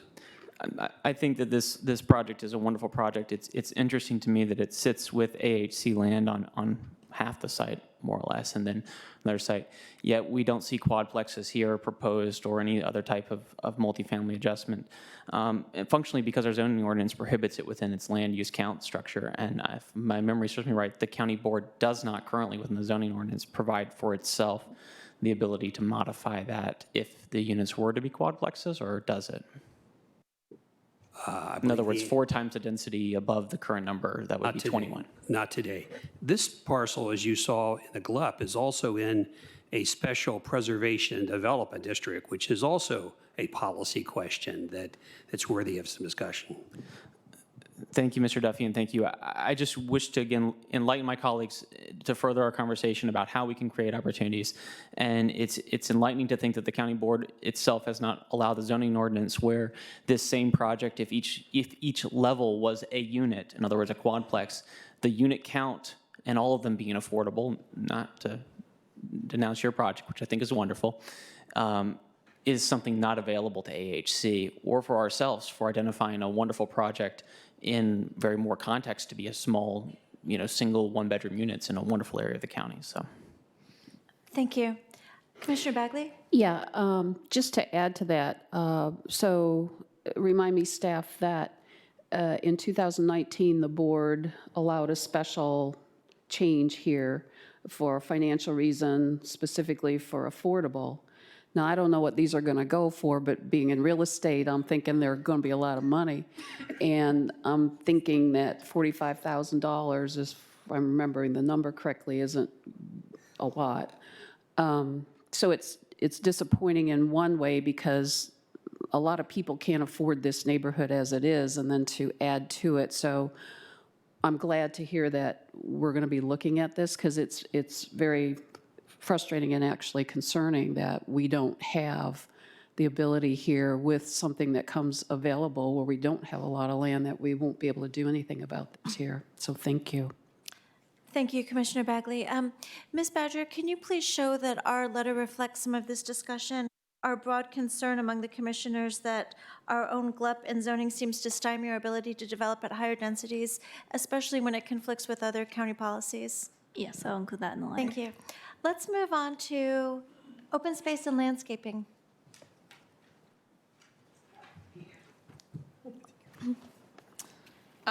So in terms of open space and landscaping, we've heard about the plan for the replacement of trees. I understand, I think there was some email traffic even today indicating that it was possible to get more trees on the site than had initially been maybe anticipated in the last kind of SPRC evolution of the design. So that's exciting. If we could, I guess, just from my own knowledge, get that kind of confirmed or kind of hear what the current tree plan is. And I'm, again, to reiterate, I'm very excited that AHC and the developer are working on opportunities to place trees on some of the other AHC properties. And if there's more information on sort of where those properties are, if they're all kind of contiguous to this, or if that's elsewhere in the county, I would be interested in that. I mean, we could talk about sort of the landscaping in the back. I think we've heard a lot about that, and generally there's been a very positive reception to those changes, so I don't have a question on those. Sure. I will just quickly note that a lot of that is worked out through the final landscape plan, which of course happens after the site plan project. The applicant has confirmed that there will be, I think, about 20 trees that will be planted off-site on the adjacent 1700 North Yule site. So they won't be all over Colonial Village, but at least 20 on that parcel. Thank you. Commissioner Natami? Those trees that are going to be planted next door, that's good. I envision that will eventually redevelop there. Will we be able to keep an inventory of trees? So if those trees get scraped, they'll be replaced yet some other place, that we won't have a net loss of trees and trees when that gets redeveloped. I believe that is checked through the final landscape plan, and we can ensure that it's tied to that. And if there's condition language that we need to change, we'll make sure the redevelopment doesn't affect it. Sure. Thank you. Commissioner Peterson? So I think that's an interesting point, that if the adjacent properties get redeveloped, then we're going to be cutting down those trees that we just built. And since we brought up in the SPRC that the canopy coverage requirement is actually for 20 years in the future, if we keep planting new trees, but then cutting them down and then planting new trees, and then we're starting the timeline of the 20-year requirement, are we kind of not getting to the tree level where we actually want to be in Arlington? That's a good question. I can follow up with the urban forester on that, but I would like to think that's all worked out within each site plan and within each final landscape plan. But I'm happy to follow up with him and confirm that for you. Thank you. Sure. Commissioner Siegel? You may want to entertain this as an extra question, but it does relate to the fact that the final landscape plan will evolve. And it has to do with, in the conditions on page 28, the following conditions may continue to evolve. Shall I save that question for the catch-all at the end, or can I? It's really, be brief now. it's simple. I have not noticed this language before in the conditions. Is it just me? Or this is boilerplate that's always part of the conditions, is that right?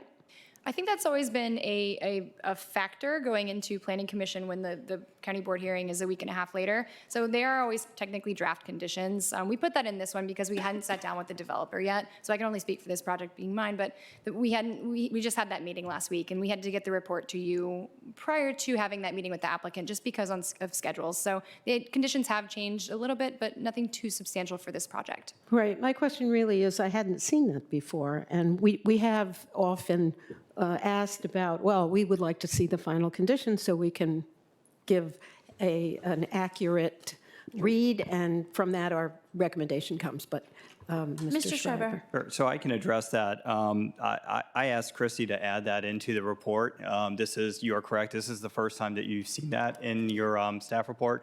The reason why we wanted that in there is we had a hearty discussion in December about conditions that were either still being worked on or that we expected to evolve. And so I just thought it would be a helpful notation to put on there to recognize that this is a draft version of the report. It will continue to evolve based on conversations such as this, as well as additional negotiations we may have. But as Ms. Walentish alluded to earlier, I do not expect these conditions to change significantly from this point. Thank you. Just quick follow-up. I do appreciate that. I know we've expressed some consternation about not seeing the final, but you are sensitive to what we are saying on the dais here, so I appreciate that. Thank you. Commissioner Schroll? Ms. Walentish, you mentioned that some of the conditions had changed slightly in the draft from the draft we have before us. Would you be able to walk through those changes? I can start by noting one of the major changes that we did make is we looked through our last major townhouse project that we did via site plan special exception, and we kind of changed, we looked at it and we didn't think the timing quite added between this and the much larger scale development project. One aspect being that they're not even cutting into the earth at all, so there isn't any excavation or shoring or aspects like that. So we did change a bunch of the conditions as they related to timing of the project. So that would be one change you will see throughout. Other ones were just conditions that simply don't apply to a project of this size. So we intentionally omitted several conditions going through, having worked with the applicant and agreeing with, reaching out to zoning and other departments and confirming that those conditions do not apply to this project. So those, very generally, those are some of the changes. That's great. So I appreciate that, Ms. Walentish. Just kind of a note for staff generally, if there are, and we've asked for this before, if there are changes from the draft that we all receive, it's helpful. And a lot of them are very kind of innocuous, like the ones you talked about. And so we're not necessarily thinking that there's any bad things going on behind the curtain. And we know you all are still working up to the county board deadline, but it was just always helpful to know what's still being discussed, what has changed since we got the draft. We know you had to get it to us early. And yeah, what things are still outstanding and being debated. Maybe what you haven't come to agreement on is always helpful. Thank you, Ms. Walentish. It's noted. Space and landscaping. We're ready to move on to building architecture and design. Commissioner Morton? Thank you. I did attend the first SPRC. I didn't attend the second, but I would like to echo my colleagues' comments about appreciation for the modifications and the responsiveness, as well as, like we've been talking about, the vegetation in the back and the screening. I have to say it's one of the few projects where I actually sort of prefer the back of the project. I do share some of the concerns that HLRB has raised about the symmetry and the door orientation. I think as you progress through Colonial Village, you really notice the symmetry and the sort of horizontal elevation and the sort of strong anchors at each end that really kind of bookend the other buildings. And again, a very forward-facing elevation. And you're clearly trying to mimic the architecture pretty carefully, which personally I'm ambivalent about, but that's your choice. But it is a little bit jarring to have the one corner be out of whack with the rest of the building. So I am, in looking at your conceptual rendering, I see at the beginning, you do have the entrance leading out to the front in that corner unit, and you also have a little bit more symmetrical approach. And I'm wondering why, what changed? Is there something in the program, or what changed to make that corner window treatment a little bit different and the entrance that goes out now into Beach?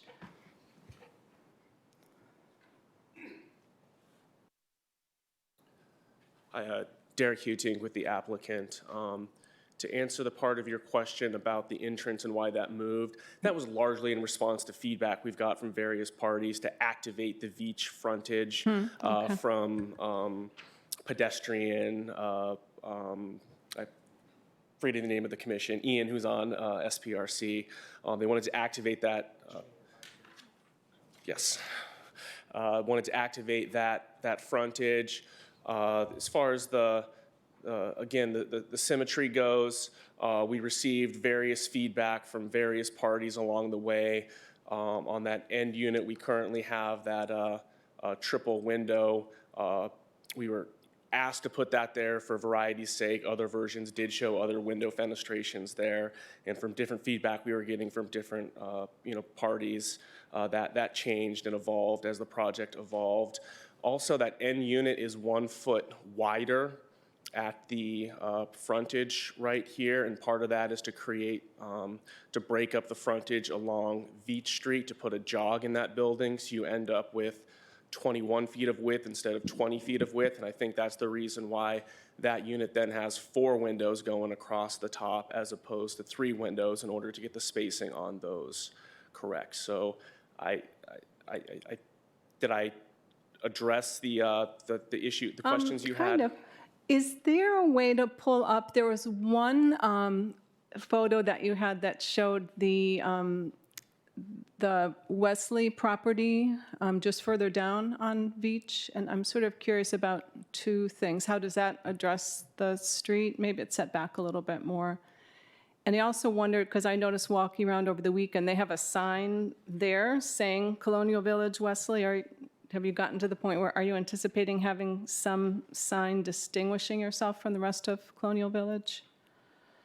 I hadn't before thought about whether any signage would be appropriate here. Okay, so here the Wesley side, is it set back much further?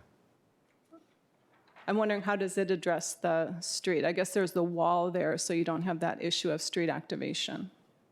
I believe the Wesley buildings are set further back from the street, significantly so. Okay. Okay, thank you. Commissioner Lantelmi? I want to commend you on the evolution of the design. I think it reads much more urban now. It's a much more sophisticated design. It fits where I believe eventually this area is going to be going forward. So it'll be fitting in for years to come. It's anticipating what will be here in the future. I disagree with HLRB by wanting to have all of the doors open up around the corner. I do want to have that one door on Beach Street because I feel that, one, it does in fact help activate that sidewalk there, but also because I believe we will be having, again, to the south, that building at some point will be redone, and it will, when it gets redone, have entrances on Beach rather than off the parking lots. So I would like to, this can be the vanguard for what will be happening on Beach to the south in coming years. So I think it is the right move to have the door on Beach Street. Thank you. Commissioner Bagley? I have a few questions. First, have you considered bird-friendly glass here? And if not, why not? Or is it not appropriate?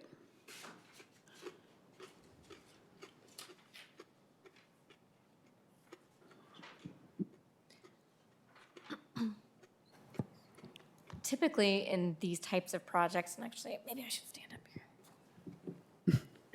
Not sure that was catching me. Typically for these residential projects, we are not dealing with glass that is unfriendly to birds. It's usually not an issue with this scope of a project. Okay.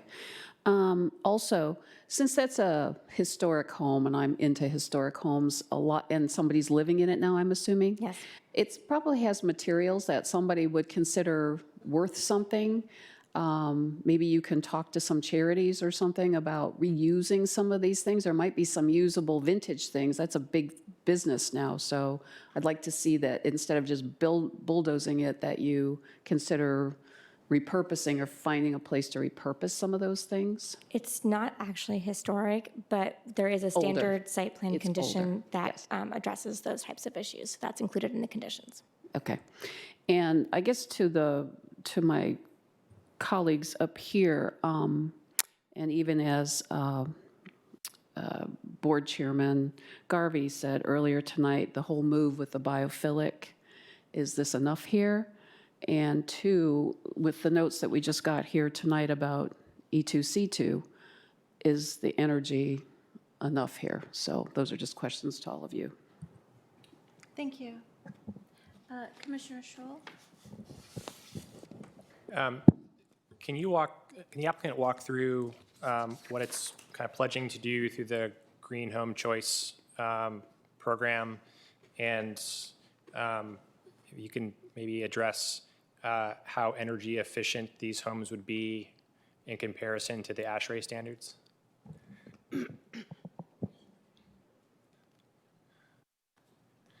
I can try. Green Home Choice Program, you guys probably have some familiarity with. There are different levels. There's certified, silver, and on up the line from there. We are proposing to do silver, which is requires 185 points. Going through the checklist, there are some items that are mandatory required regardless of what it is that we do, and then we need to achieve 185 total points from various categories. We've only had, pretty preliminary high-level conversations with Helen at the Green Home Choice Program. We haven't gone into full construction drawings yet for this project. It's all kind of conceptual up until we get it to a certain point where we can really roll up our sleeves and get into the construction details and give you more information onto exactly where we're going to achieve our 185 points from. In terms of energy efficiency, these will be Energy Star rated homes, which means I believe they need to use 35% less energy than a code compliant home. On average, the homes I build, I think, score about 60 or so. I've been achieving the last couple of years, which means they're 40% more efficient than the standard home with a lower score is better. So the lower your score, you're better. So, these will be substantially more energy efficient than a code compliant home is. So do you have a ballpark of what you think the EUI would be for these homes, or is this too early to know before you don't have the full construction? The energy kind of use intensity for these townhomes, do you have a ballpark sense of where you might end up with this, or is it kind of too early to know without the full construction? It's too early. We're not even into construction drawings yet. Okay. Ms. Wallendish, do you have any kind of response as to? Sure. So they do have a draft scorecard that's been submitted to DES and to CPHD. So we have reviewed what their basic proposal is right now. Again, it is a bit too early for them to have all the points finalized, but they are meeting the requirements of the site plan under condition 18. And you'll see that language has been updated by DES. So they are achieving the site plan standard for a project of this size and type. So because, again, they're not going for bonus density, so we can't require they do that, but they are meeting what we can require via site plan. Yeah, I appreciate it. I know you're not there yet. Encourage you to kind of do everything you kind of can to make it as energy efficient as possible. As everybody well knows, we just passed a new community energy plan, and it's an all hands on deck kind of approach. And we're sort of asking every applicant before us to do his or her part to make sure that we can kind of reduce our energy usage. And so thanks for doing this. You're not seeking bonus density, but I encourage you to do whatever you can. So thank you. Thank you. Commissioner Siegel? I just wanted to get some clarity in this meeting on the notes for E2C2 on site plans dated November 5th, 2019. we have seen this before. It was sent to us, I think, by DES, Joan Kelsey's shop, I believe. Here, for example, buildings should be at least 15% more energy efficient than ASHRAE 90.1 to 10, based on energy modeling. I'm just pointing out the first bullet point, which we did see with the Marriott development. I understand, and please, Mr. Duffy, correct me if I'm wrong, that the Energy Shop will be reviewing green building policy going forward. These are stretch goals, aspirational goals, and again, correct me if I'm wrong, but I think DES is requesting, suggesting to all applicants that they take a look at this and try to meet what are perhaps stretch goals, but this is in the framework of our common energy policy, the community energy policy update that we've just completed. Sure, so I can address that. I think what you're referring to are a list of guidelines that our DES staff uses when they're engaging site plan applicants, and those standards you mentioned, you know, savings over the ASHRAE base, and then looking for certain efficiencies that are in addition to a certain level of LEED certification. Those are aspirational. Those are goals that they're looking to help achieve the CEP goals, because as you know, that's also an aspirational plan.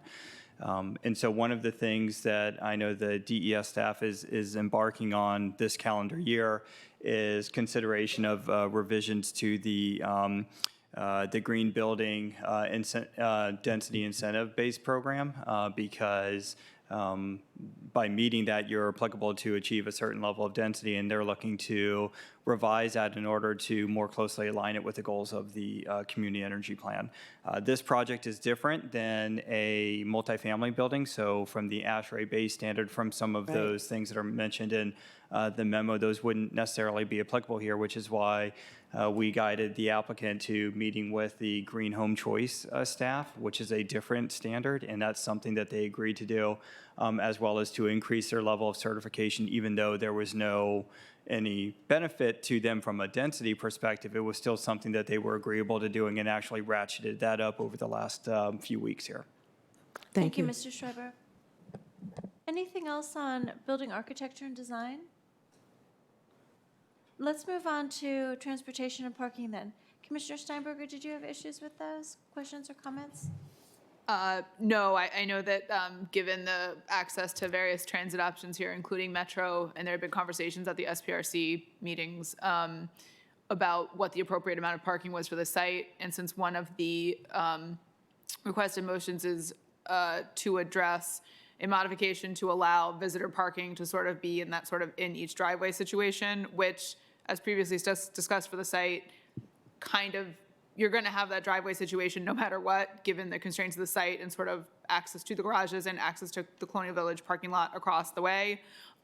It is sort of is not adding is I think a from my perspective a useful approach to parking on the site, but there was a lot of feedback from myself included that there was just it looked like a parking lot before, and I think that the revisions to the design have certainly improved with that and screened the parking spaces and created a more pleasant atmosphere. As Commissioner Morton even said, she likes the back of the building maybe more than the front. Don't know if that's what we wanted to hear either, but it is a very nice back of the building. Okay. So that sort of was an approach to that. That's just my feedback. Thank you. Yes, several of us talk. did weigh in on the changes to the parking and how that's better. Commissioner Patel? I just wanted to, I guess, align my comments here with Commissioner or Co-Chair Latelmi on this. I really do appreciate that a project that is this close to the Metro, that is townhome property, has built-in visitor parking, because I think that when you are looking at a place like this, with the price tag that these places are likely going to have, it's going to be difficult not to have parking, although some commissioners may disagree with me on the need for parking when you're so close to Metro corridor as these properties are, I do believe that there has to be this value of maintaining parking, and to be creative and to include the visitor spots within each individual owner's driveway. I appreciate that, because on paper, it looks like there's no visitor, but there really is built-in visitor parking. So I just want to make sure that those comments are noted for future projects. Thank you. Commissioner Bagley? What is the anticipated square footage for each of these condo townhomes, correct?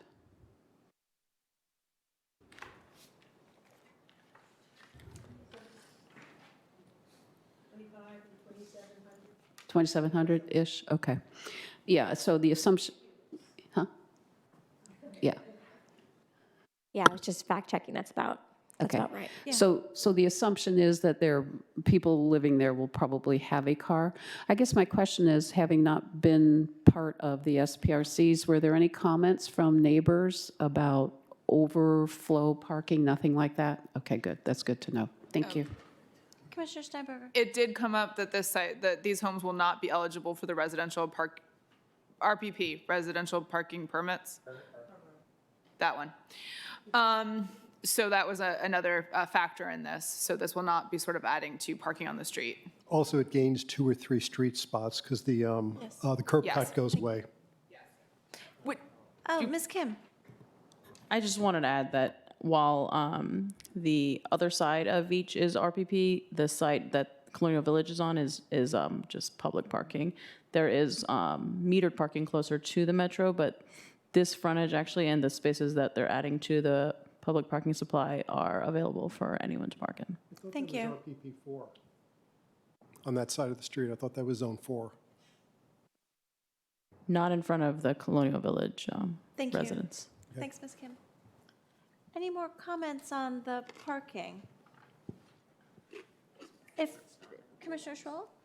This is a quick phasing, but it's a transportation related. Sure. So I know the applicant mentioned in its presentation that they're not shutting down any streets or sidewalks. I'm wondering about the ingress and egress to the adjacent parking. Will any of that be shut down for the neighboring parcels during construction? No? Okay. I know you haven't filed your phasing plan, but thank you. Excuse me. All right, given that, are we ready for a motion? Yes. Would you like to make a motion? I can do that.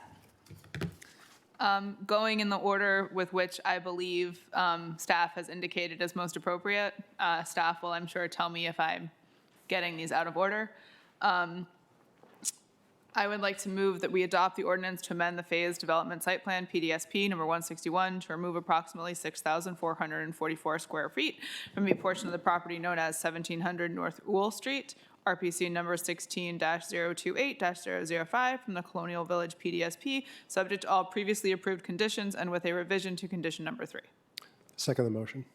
Motion made by Commissioner Steinberger, seconded by Commissioner Lantelmi. Any discussion?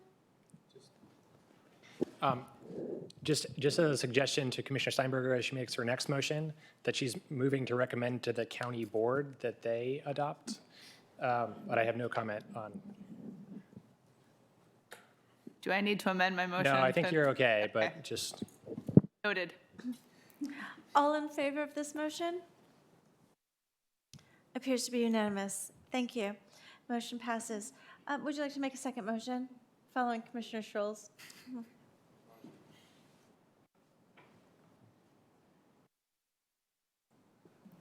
I would like to make a second motion that the Planning Commission recommend to the county board that they adopt the ordinance to amend the site plan number 161-4, removing approximately 6,444 square feet from a portion of property known as 1700 North Owl Street, RPC number 16-028-005, subject to all previously approved conditions. Thank you. Good job. Motion made by Commissioner Steinberger, seconded by Commissioner Schroll. Any discussion?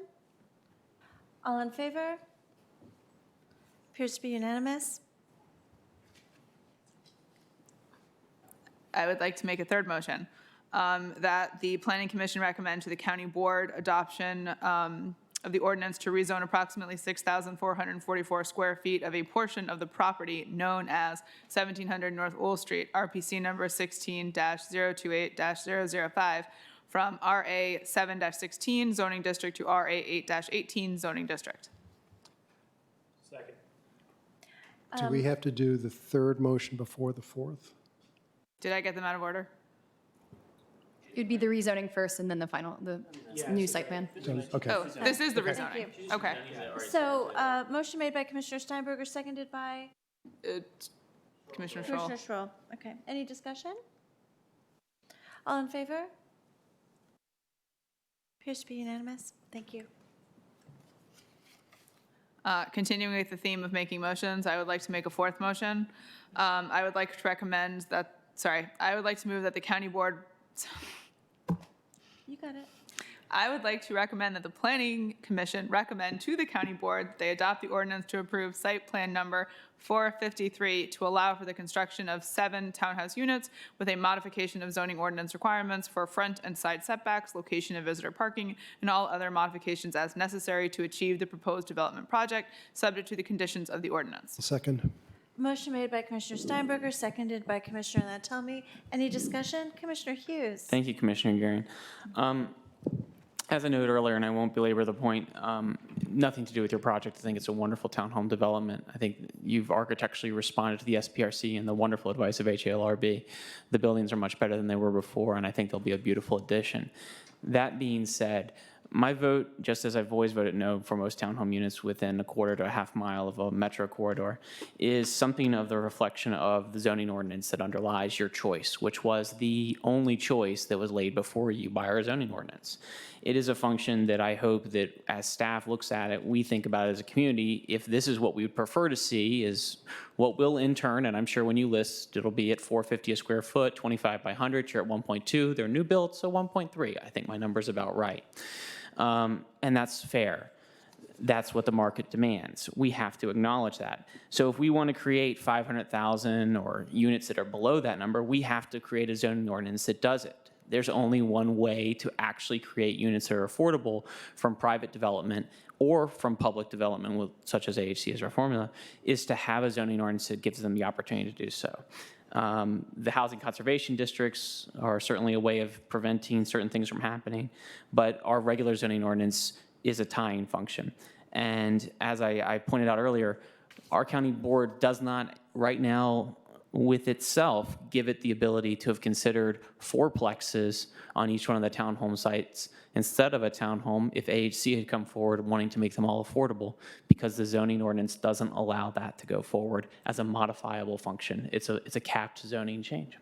So my vote no is not because this project is not something that should be built, because it's what you set out probably 2 or 3 years ago to do, and it's fair to allow you. My no vote is a hope that we can come to a community that tries to move our zoning ordinance in a way that gives you an option to build bigger, better units that create more affordable housing, both market-based and starter homes in our community.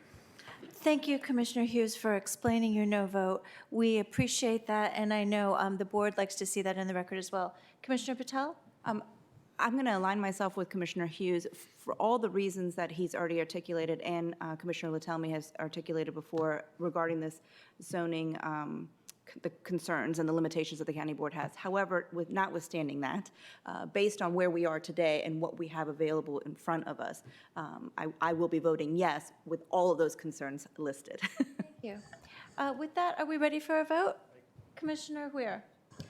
I will be voting with Commissioner Hughes and associate myself with his comments. Thank you. Anyone else? Commissioner Bagley? I will also be doing the same. Great, thank you. So with that, we'll take a vote on the motion on the floor. All in favor? Oh, Commissioner Steinberger. Can I make a further comment then? Of course. Before? One thing I would like to note, and I appreciate that, and I did have sort of advanced conversations to a point, individually, one-on-one, you would never want to have a meeting off the record, to indicate as to how people understand this project and feel about it moving forward. And what I do want to affirmatively indicate to the developer is that at every instance, something that I have heard as feedback and something that I have felt personally, that you were so receptive to working with the community and working with us. And that's something that I would like other developers to really want to do and understand that it can be a positive experience. I think that overall, the project is better for having had those conversations and having had that interaction. So I would like, not the lesson learned, or if there is a lesson to come from this, that that can be a positive process. And if you have other developer friends, kind of like let them know. So from that perspective, I just wanted to say that and sort of go out on that sort of, I don't know. As SPRC chair for this project, I reserved final comment. So thank you. Thank you. Okay. All in favor of the motion on the floor? Okay. Do you have that? Thank you. Thank you very much. Oh, opposed. 1, 2, 3. Got it. Any abstentions? No, thank you. I also want to say thank you to the applicant. You were indeed very, very responsive to the process and to staff and to Commissioner Steinberger for chairing this and to the SPRC as a whole. Thank you, Mr. Woodruff, for your comments throughout. And thank you, Ms. Badger, for putting our motions on the screen. I know we've asked about that before, and for some of us, it's much easier to see that. You're welcome. Thank you for your patience with me as we do that. With that, we'll move on to organizational matters. Do we have a motion for approval of the minutes? I move that we approve the minutes of our meeting of Monday, January 13th, 2020. Second. Commissioner Steinberger? Sorry. Yeah. Maybe this is a thing we don't have to. I thought that in the minutes from the January 13th meeting, we were maybe missing the word "to" a couple places on page 3. Commissioner Schroll moved approve versus move to approve. Yep. Both paragraphs. Okay, I ask unanimous consent to accept the modifications by Commissioner Steinberger. Oh, I'm sorry? Without objection? Without objection. All in favor? Okay. Without? Oh, without objection. Okay, but they raised their hands. Oh, I see. Thank you. Okay. Okay. So she moved unanimous consent, so silence is what you want to hear after Commissioner Gearing asks if there's any dissent. So I'd ask that the chair please recall that, or call it again, please. Without objection.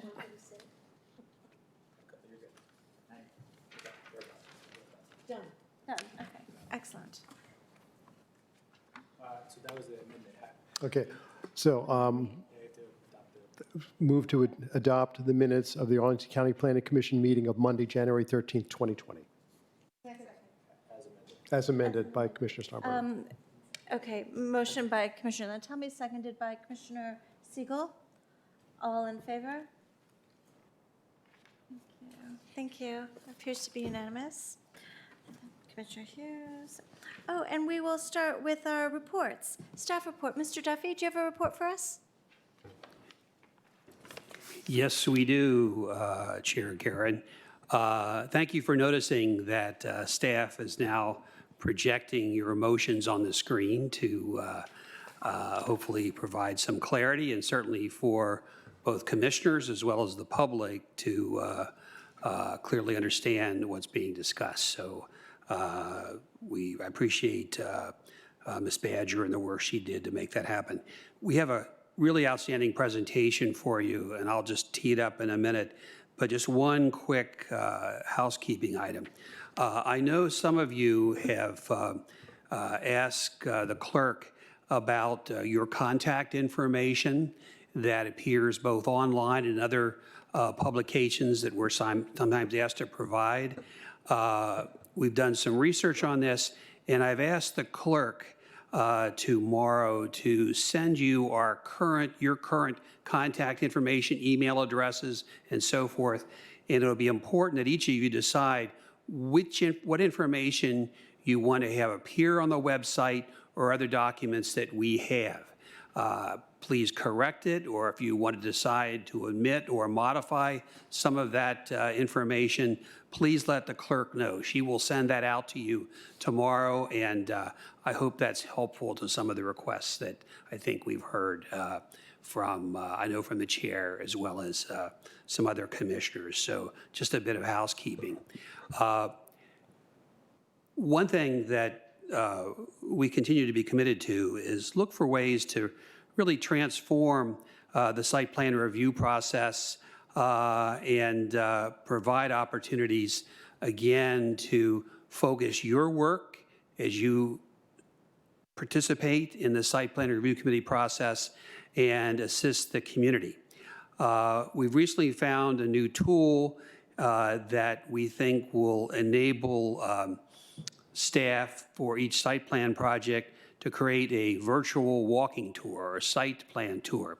Really pleased to have Jessica Marguerite, who leads our communication team here tonight, to give you that presentation. She's been working very closely with Courtney Badger of our current planning team. I think you're going to be impressed with the work they have to present. So, Jessica. Thank you. Yes, good evening. A lot of familiar faces in the room, but if I have not met you, I'm Jessica Marguerite. I work in the Director's Office in the Department of Community Planning, Housing, and Development. As Mr. Duffy introduced, I manage our communications and engagement work, so frequently behind the scenes on a lot of the information that you're seeing. I'm here tonight after a lot of research and a little bit of trial and error on attempting to find the best tool available to create a virtual walking tour for a lot of the site plan projects. I am very excited with what we've come up with. I believe we've tested it and really found the best option available to us. And so I have a very brief presentation just to walk you through how it works and give you a demo on what that may look like. I'd love to hear your feedback on it and if there are any ways that you think that we may be able to improve upon the template that we've created. So some of the benefits of the tool that we have identified: it's intuitive, easy to use. It's accessible for mobile devices. You can use it anytime, anywhere, which is great for schedules. And it's also going to be able to expand walking tour information to a broader audience. So community, neighbors, perhaps those interested in specific site plans who can't attend a walking tour on a specific Saturday or evening, they will be able to pull this up and experience some of the same, get the same information and explore the site in the same way. So some of the features that I'll be walking through in the template are a standardized template to use across all proposed site plans. So you will build some familiarity with how it's laid out and hopefully become an expert in using it yourself. Each template that we've outlined has an aerial view of the site map with the site boundary identified. And then I'm going to be walking through what we're calling interactive pins. They're blue circles with icons on them, and each has a little fly-out window that labels what that is. And the different pins do different things. So there's one about the site that's going to have informational text. We can include images and links. There's one labeled views, and that'll be an interactive Google Street View that folks can walk themselves around the site. We also have walking tour stops, where just as if staff were giving you a tour in person and stopping at certain moments to tell you specific things about the site or the proposed project, we'll be able to insert those. And lastly, a very generic comment form, which would function in the same way as emailing the lead staff planner a question or a comment, and a link back to the project website where you would get started. So on the screen now, I'm showing what a typical site plan project page looks like. These are up live on our site now. And this is where you would be accessing a virtual walking tour. For any of those viewing this video online or joining us from home, this is a demo. This is not live on the site now, so no need to go looking for it. But we would be adding a little bit of an info box here that just says, explore the site through a virtual walking tour. If someone were to click on that link, it would lead them to the tool. And the initial homepage of the tool is going to look like this. in the template, we'd be filling in what the site plan project name is, but each project is going to have a similar homepage. There's some really brief instructions on how it works, a little bit of an indication of what the icons mean, and then it says get started. So I'm going to pop out and actually pull out the real tool for you now so you can see what this looks like. So here it is live on the web. That same homepage is just here. If someone were to scroll down, then the project template is then filled out. I'm using a very recent project that you may be familiar with. The address is here. We have a little bit of about the information project to the left. This is the same information that's included on the website. And over here is what the overlay will look like. I'm actually going to click log out here so you're not seeing my admin tools.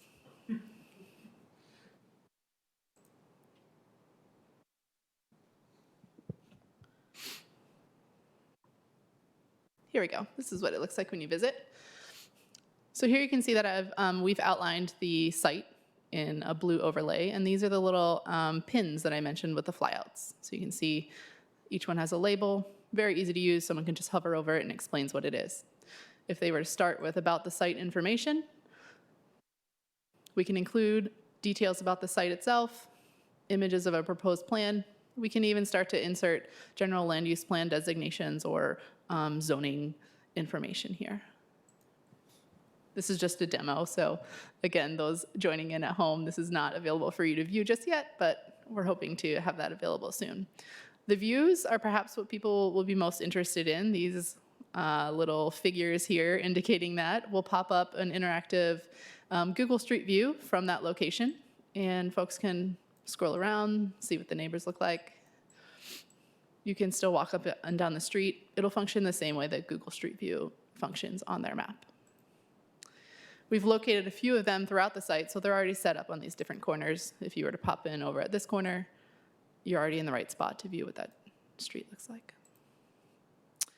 These here are the tour stops. Like I mentioned, we can include text or images. This one's very straightforward with just a few comments. In another example, if staff, for example, wanted to call out what the existing street section looks like versus what the proposed street section looks like at that location, we can insert images. We can also add links to additional information. For example, if this was an element that needed to connect to our master transportation plan, we could link to that. In another example, we can include renderings of the proposed change in condition at that point on the site. Down here at the bottom, at each template, we're proposing just a generic comment form in the same spot so that, again, users can get used to where things are located and how to use it. And this final link is just kicking you back to the project website where you started. That's just a friendly way to create a web page so you don't get lost. But that'll kick you right back to the original site here. Can I answer any questions? Thank you, Ms. Marguerite. I'm delighted by this. This was something I was interested in, and I'm really impressed you have something so quickly. Before we take questions, I also want to just clarify, I think that in addition to meeting you recently and discussing this and some other things, I've contacted you in the past. I believe some of the project managers have given me your name when media contacts us for information about projects, and we are not the best source for that usually. Am I correct that you are one of the folks that we can refer to for that? Yes, happy to support in any way on that. Indeed, thank you. And thank you, Ms. Badger, for your work on this. This is really exciting. I have a couple of questions for you. Who will control the information to this? Is this the project manager for the site? Okay, super. And would we anticipate these would be up by the time of the first SPRC? Yes. Yes. Okay. I like hearing yes. Is it possible that these could also be animated in additional languages to facilitate broader participation by some members of our community? So we did consider that. Yeah. And unfortunately, this tool at the moment is not translating everything. There is a little bit of a select your language at the top right here. And so limited amounts of information on the page are being translated. So I can show you an example here. If I were to select Arabic, the navigation on the page here will change. when you get to a flyout, it'll also change the label for you. However, the text did change. Okay. And that's something that a user would select as they went to the page. Correct. And most users who are in the English-speaking country and are not, the English is not their first language, are very familiar with this Google Translator tool. We also have this activated on our primary website. So really the only information that's not going to be translated is the stuff that's not interactive. It's this background information. However, since this is copied from the website, if they do kick back to it, we have Google Translate activated on the page as well. So the information is available. Okay, wow, I'm really impressed. Comments and questions, Commissioner Siegel? Yes. Could you click on the number 1?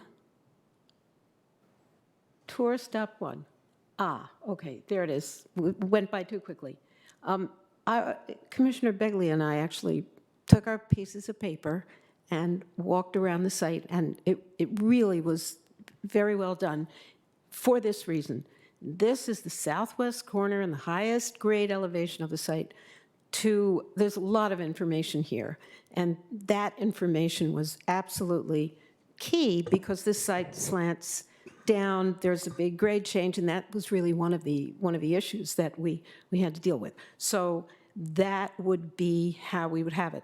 The other question I have is, I thought there were 6 stations. Were these pared down from 6 to 4? Yes, for demo purposes, we just for demo purposes.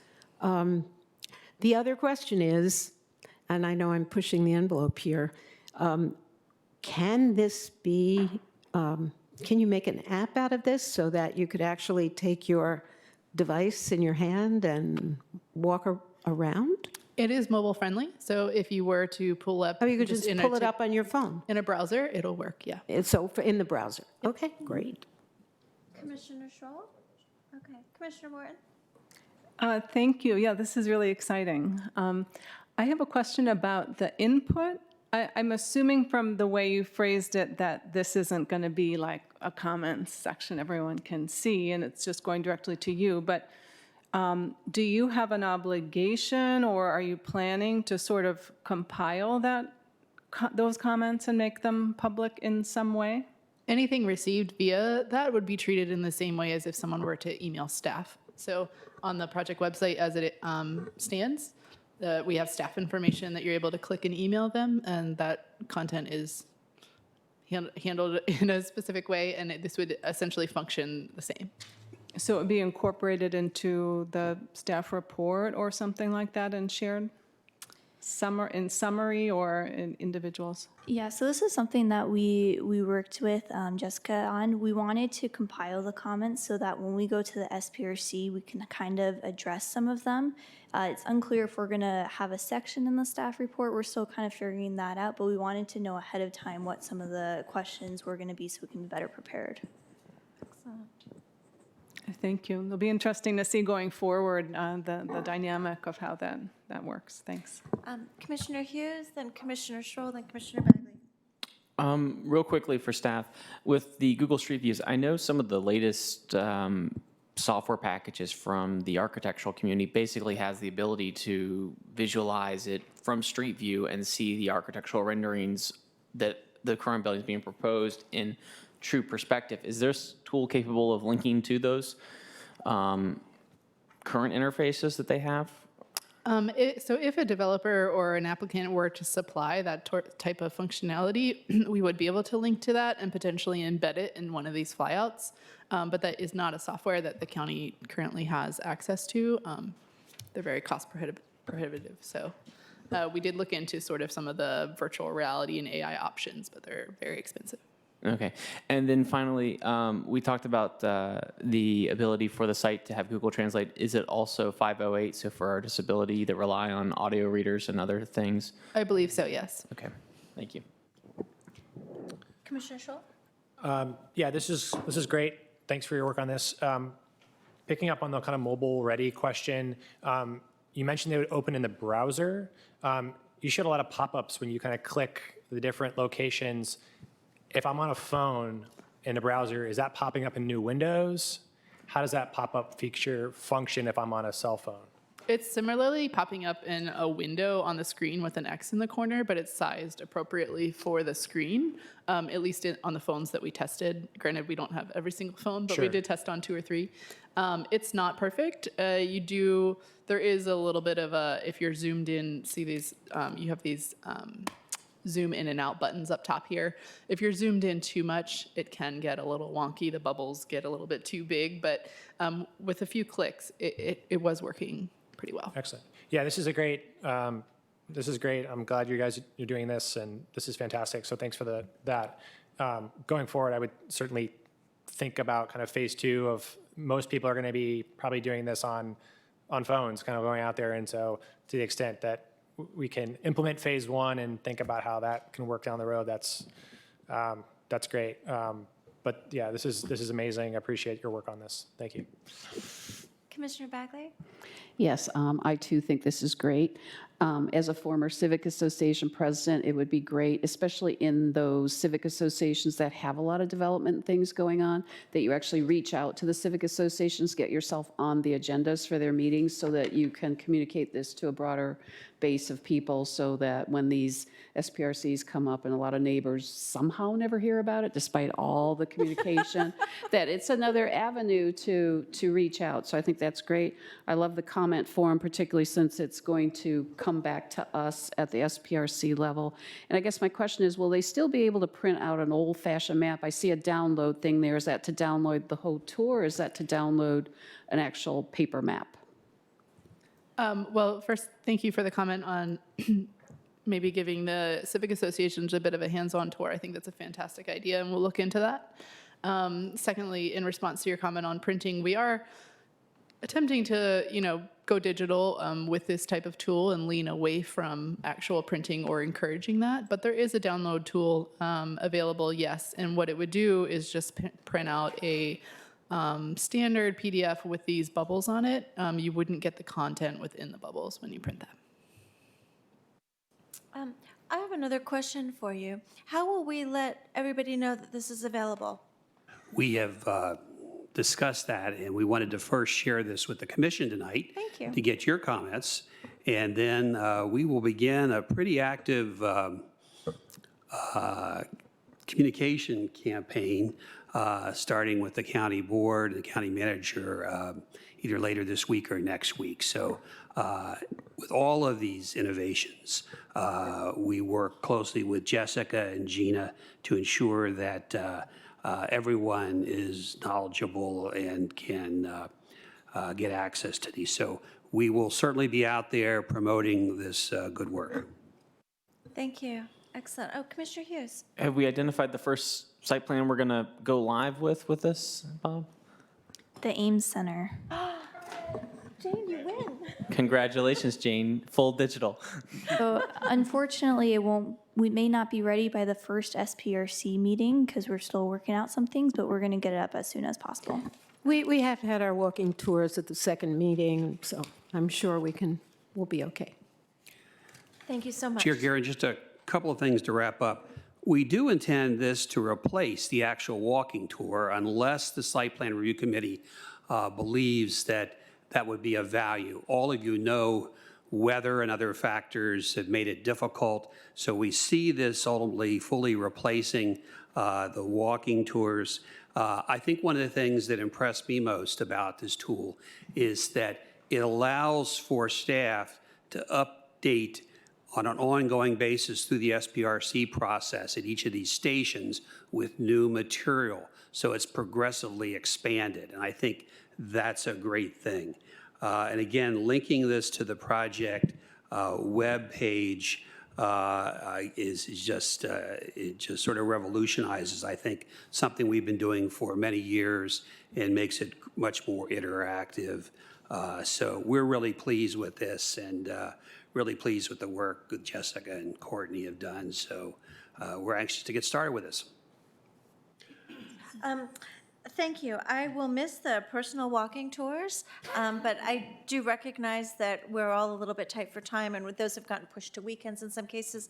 I know some of my fellow commissioners have some final comments. Yeah. Commissioner Hughes, then Commissioner Lantelmi, then Commissioner Morton. So Commissioner Duffy, given the fact that, and I misunderstood initially that it was the goal of staff to remove the walking tour, which may very well be a wonderful thing, I believe looking for GIS overlays on these maps will be much more important. So to the extent that we can add topographical information and the ability for the user to fluctuate and switch on the same overlay district from satellite to GLUP to zoning to that will be something that we would really be necessary if we're going to get to the construct of looking at a site and seeing the grade lines at 20 feet every site. So, Commissioner Hughes, we're taking some initial steps. We have some larger steps to go. You couldn't be more correct, and we're anxious to get there.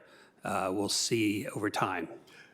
Yeah, I can see it replacing a number of the site visits that we've done, but some of them I don't see that would work. For example, when I did Washington and Kirkwood, because of the very, very extreme topography there, that really, you really needed to experience it to understand the complexities of that site. And this app is wonderful, but I don't think it would really capture the full import of how unusual that site is and the challenges that it would be presenting. It's tough to replicate the actual on-site experience, but again, knowing time commitments, constraints, this is another tool hopefully we think will help all of you as you tackle your assignments. It's always welcome to have another tool in the toolbox. Thank you. Commissioner Morton? Thanks. I love the idea of keeping it updated, and I think that will make it very useful. I'm wondering, I'm assuming you've thought of this, will there be something though saying updated or as of? Because, you know, this is more work for staff, I know, to be constantly updating it, but there'll be something that says current as of. Yeah, we can add a date to it. That's a simple add. Thank you. Thank you. Commissioner Weir?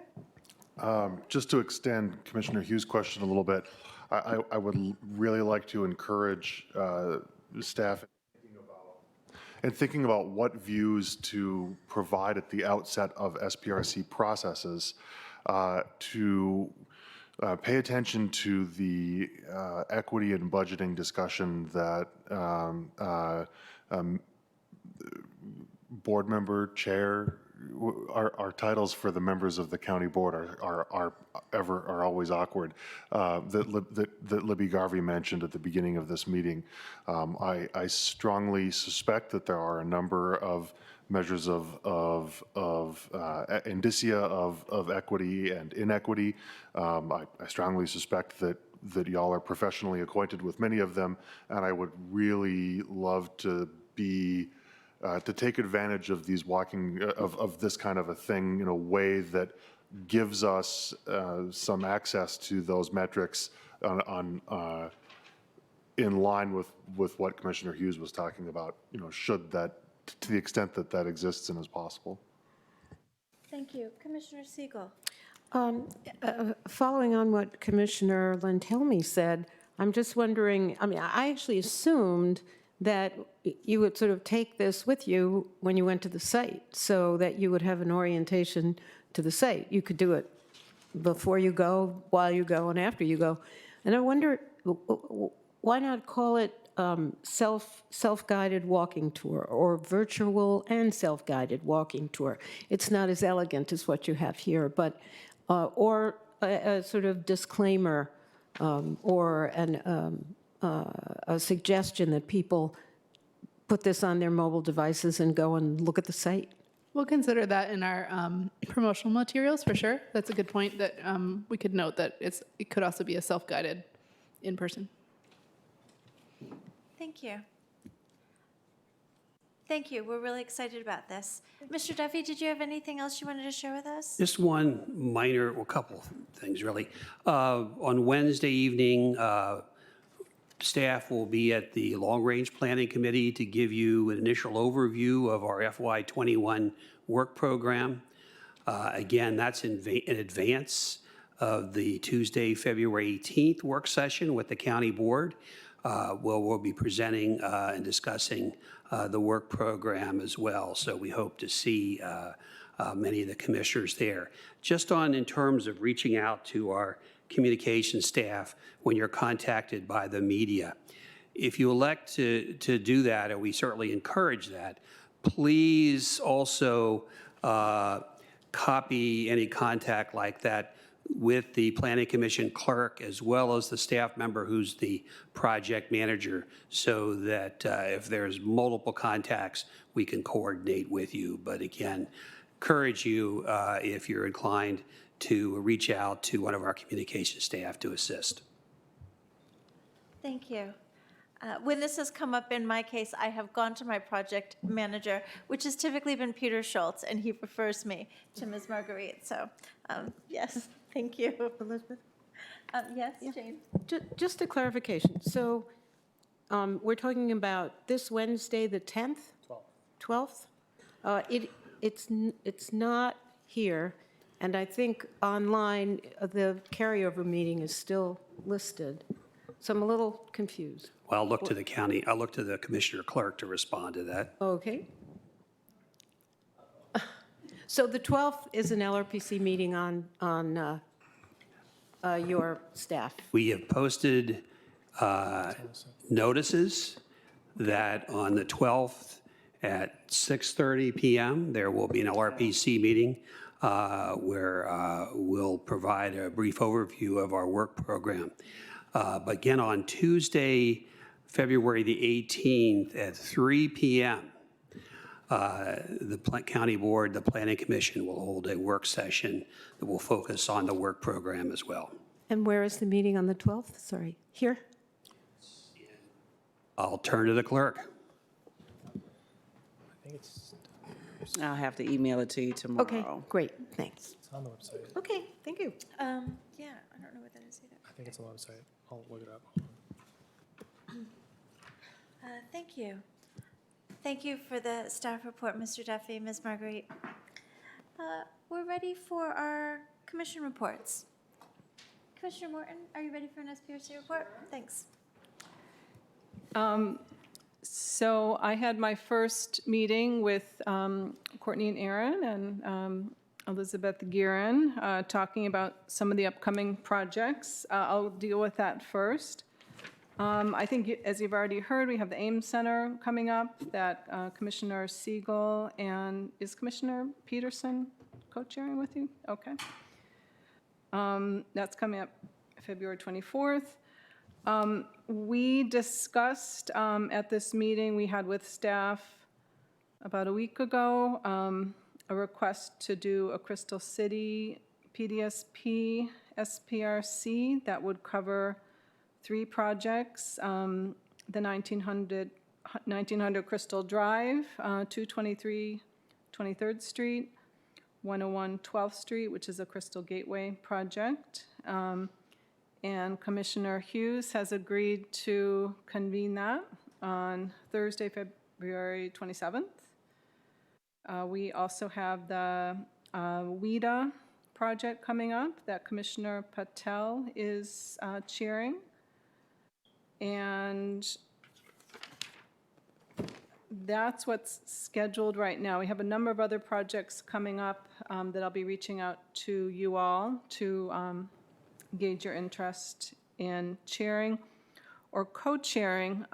In discussions with Elizabeth, Commissioner Guerin, the issue of the number of projects coming up suggests a little bit counterintuitively the need to have co-chairs at for all of the projects when possible, just simply because if the chair can't make it, there's only so many days on the calendar, and we really may need to ask the co-chair to step up. I know that's sort of working against going to fewer meetings, but you know, if someone falls out of the schedule, it can be difficult at this point for them to get back on.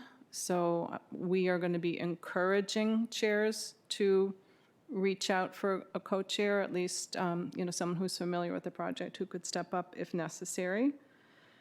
Another issue that came up that staff wanted to gauge your views on it's already been mentioned a couple of times with this issue of transitioning from paper. And they were curious about, at SPRC, do we need so many, of the drawing sets, where, we get mailed to them, and I think they feel obliged to send it before the commission meetings, but at SPRC, do we need all these? I know anecdotally, I've heard people complain about having it, and then I've heard people complain when we don't have it. So it's worth a few minutes of discussion. So, go ahead. Since I piloted unknowingly, and because I'm a bit of a rogue on many issues, as you all know, going digital with 1900 SPRC completely on our SPRC 1 and SPRC 2. There are pros, environmental, for it. We had no waste, so that was a pro, and nothing was lost. There are some cons, though, especially with tradition and how we approach it and communicate it.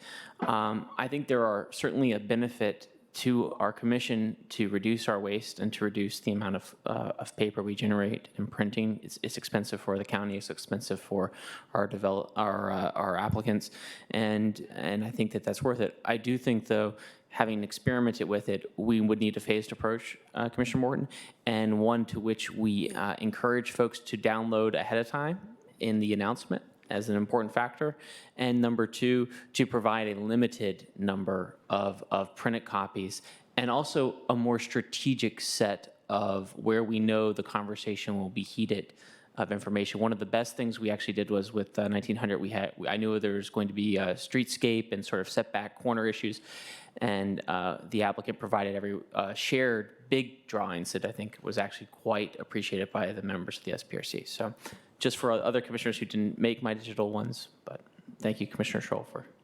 Commissioner Schroll. Yeah, I think that was well done, and having the large ones at that SPRC, the large printouts, was helpful. I think one of the things that's always a challenge at SPRCs for the community is not having materials ahead of time. And so if we're going to go to a scenario where they also don't get something to take home with them, we need to make sure that applicants are held to posting materials 48 hours before the meeting. And if they don't, the SPRC gets canceled. I mean, I think that we don't care. They got to back up from the meeting, figure out how they're going to get there, and everybody's on tight deadlines. They need to be too. And I think it is tough, though, when we're at the dais and we're looking at the 4.1s. I think it's tough to have digital kind of drawings to kind of flip through. But I certainly think we can go to digital, like the staff report and things like that. I think we could get away from doing that.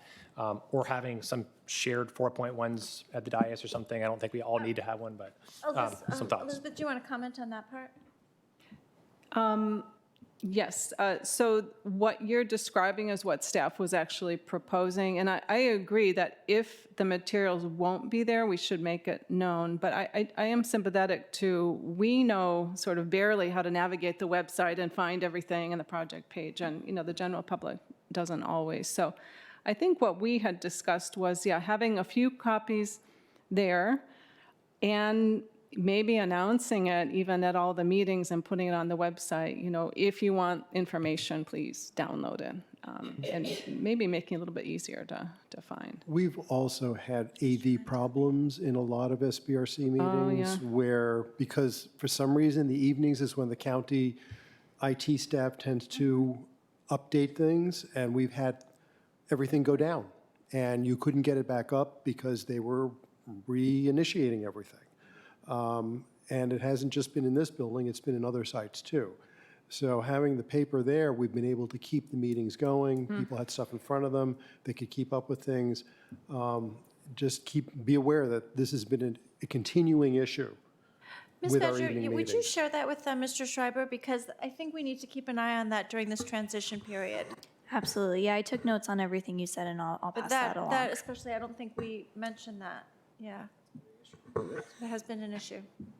Even if we had a dozen copies that we could share, that would be quite a bit less than what we're currently using. Yeah, Commissioner Hughes. So I would note for our commissioners that if we were to implement this and move forward, while our county resources certainly are unreliable, I have seen many times where many people, if their profession and jobs require come into most meetings with their own projector and laptop system that quite always works on the pull-down screen. So I think if we were to communicate effectively to our development community that this was going to be an expectation moving forward, that Plan B would not be a set of paper, but instead be a projector that can be pulled out and Good point.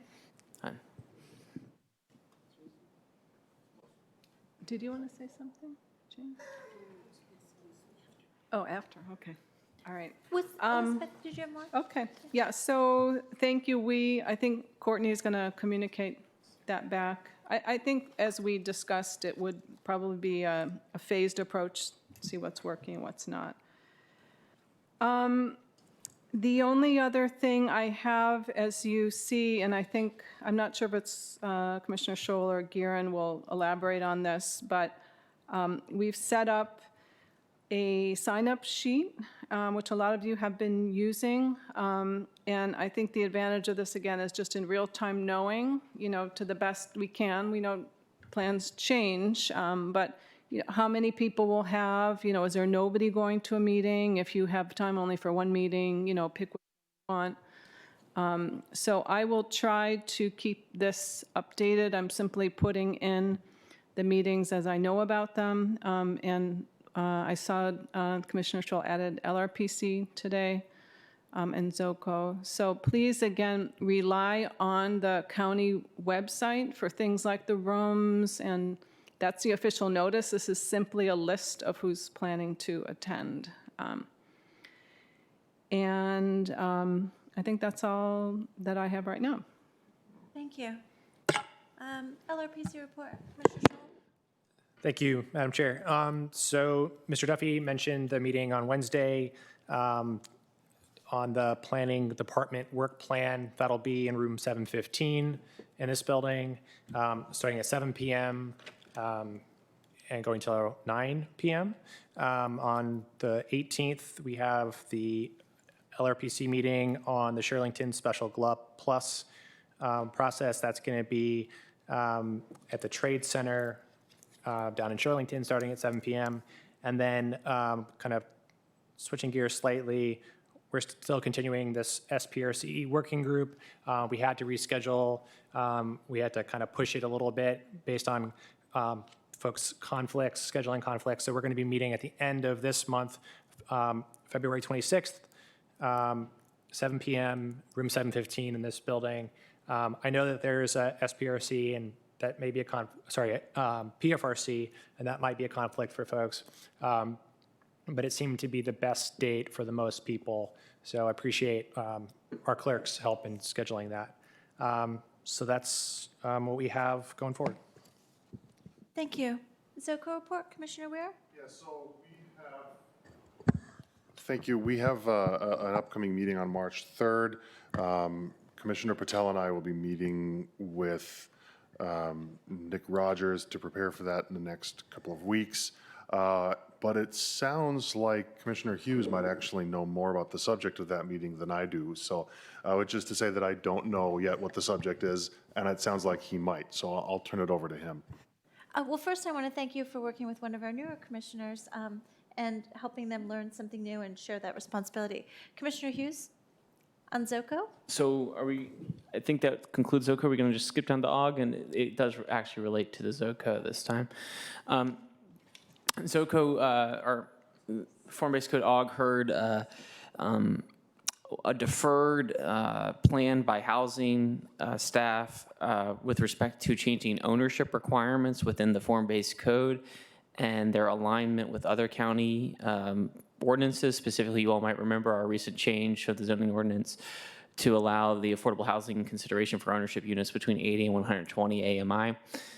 Those same changes are now being brought forward from the OG, and the OG heard them in our last session. The zoning committee will hear that at March 3rd, and then that'll be advertised and before us later on in April, May timeframe, I believe.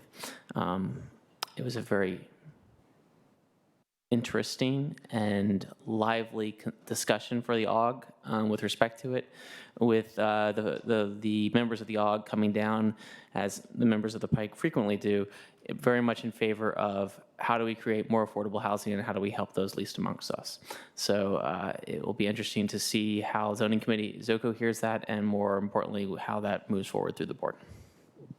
Thank you, Commissioner Hughes. Commissioner Lantelmi, PFRC, how are we doing with Career Center? We're slogging along. We have another meeting coming up on the 19th, as Commissioner Schroll mentioned. We're moving toward actually getting sort of renderings, massing, what it's, the architects will come up with what this is going to look like. We continue to have discussions. The community is still concerned about parking, and that isn't ending. There's also still issues about what will actually be used on the site, what is possible, what isn't, whether to put more height at one corner rather than others, and it ends up being even though it's unusual having a neighborhood saying, yes, put height, go up to 7 stories, and the architect's going, well, the school doesn't work very well when you have a tower at one end and low at the other. So the discussions continue. They can be very lively at times, but we are still on schedule. The idea is to get to do presentations to the school board in March. Thank you. All right. I have just a few things I want to say for chair report. I want to remind you all how delighted I am to be working with you. This was a really productive meeting. We covered a lot of new things and an SPRC that went really well. I want to thank everyone for signing up. I want to thank Elizabeth Morton for taking my very shoddy little calendar and making it into something really elegant and easy to use. And thank all of you for participating. And I want to clarify that everyone's welcome at our meetings. This is meant to be a pilot, a model, to see how it works so that we can see where we're needed to attend meetings, where there's already a lot of folks. For a lot of us, a lot of the folks that the board has been appointing recently have different schedules than the people that the board appointed a decade ago. Young children, work, so you can't attend every meeting, and you shouldn't have to feel like you have to. So this is meant to be a little bit of an escape valve so that you don't have to attend everything. This month's meetings will be added to the online calendar, as Commissioner Morton noted, so please do check in and sign up. I want to thank everybody for the discussion tonight. I found it very focused and collegial and professional. And I want to assign the letters. Commissioner Schroll, will you be doing the letter for the GLEP reprint? And Commissioner Steinberg, will you be doing the letter for Beach Street Townhomes? Then the last thing I want to say is, some of you know that I like to give a little preamble to our public meetings like SPRC and LRPC. And it's not just to give some context to the meeting, but it's to set the tone for the meeting. Recently, one member of the public was very abusive to a member of staff who's no longer with us.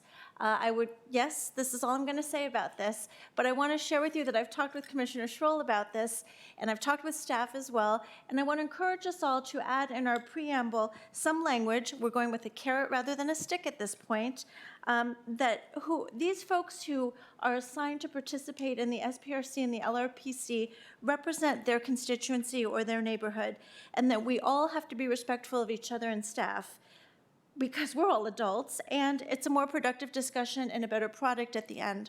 So because I have a moment, I wanted to share that with you and have you all think about that. And of course, I want to know if you observe this in your own meetings, because we have an obligation to set the tone for some of this going forward. And if there's nothing else to discuss, PC stands adjourned until March. Madam Chair? Oh, there is something more to discuss. There is something else to do. 2019 report. Yes. So quickly, folks, I know people want to get out of here. We did have the report from 2019, and I think Ms. Badger made some edits to it. I think they were in line with the ones we handed you at the end of last. Do you want to speak to any of the edits you made, Ms. Badger? So I made all the edits that I was given and nothing more. Great. Have folks had I think we were given this evening, have folks had a chance to look it over? I know Commissioner Patel had some edits about her term date, and it looks like that has changed. I had suggested some edits, and those look like they're incorporated, so thank you, Ms. Badger. Any other edits? You want to put LRPC, Commissioner Giacomini, that she left a month early?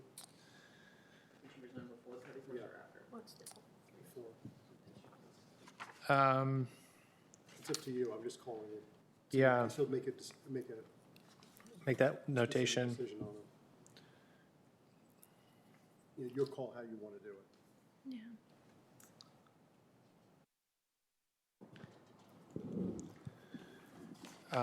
Madam Clerk, how have we dealt with that previously? We normally do, so Yeah. if, we can put that in there. Okay. With that, I'll ask unanimous consent to have that edit made. See no objection. Okay, any other edits? All right, well then, I would like to thank staff for putting it together, and with that, I would like to move adoption of the 2019 year-end report. Second. So I guess all in favor? Appears to be unanimous. Thank you, Ms. Badger and staff for putting it together. And with that, the Planning Commission is concluded until March. Thank you.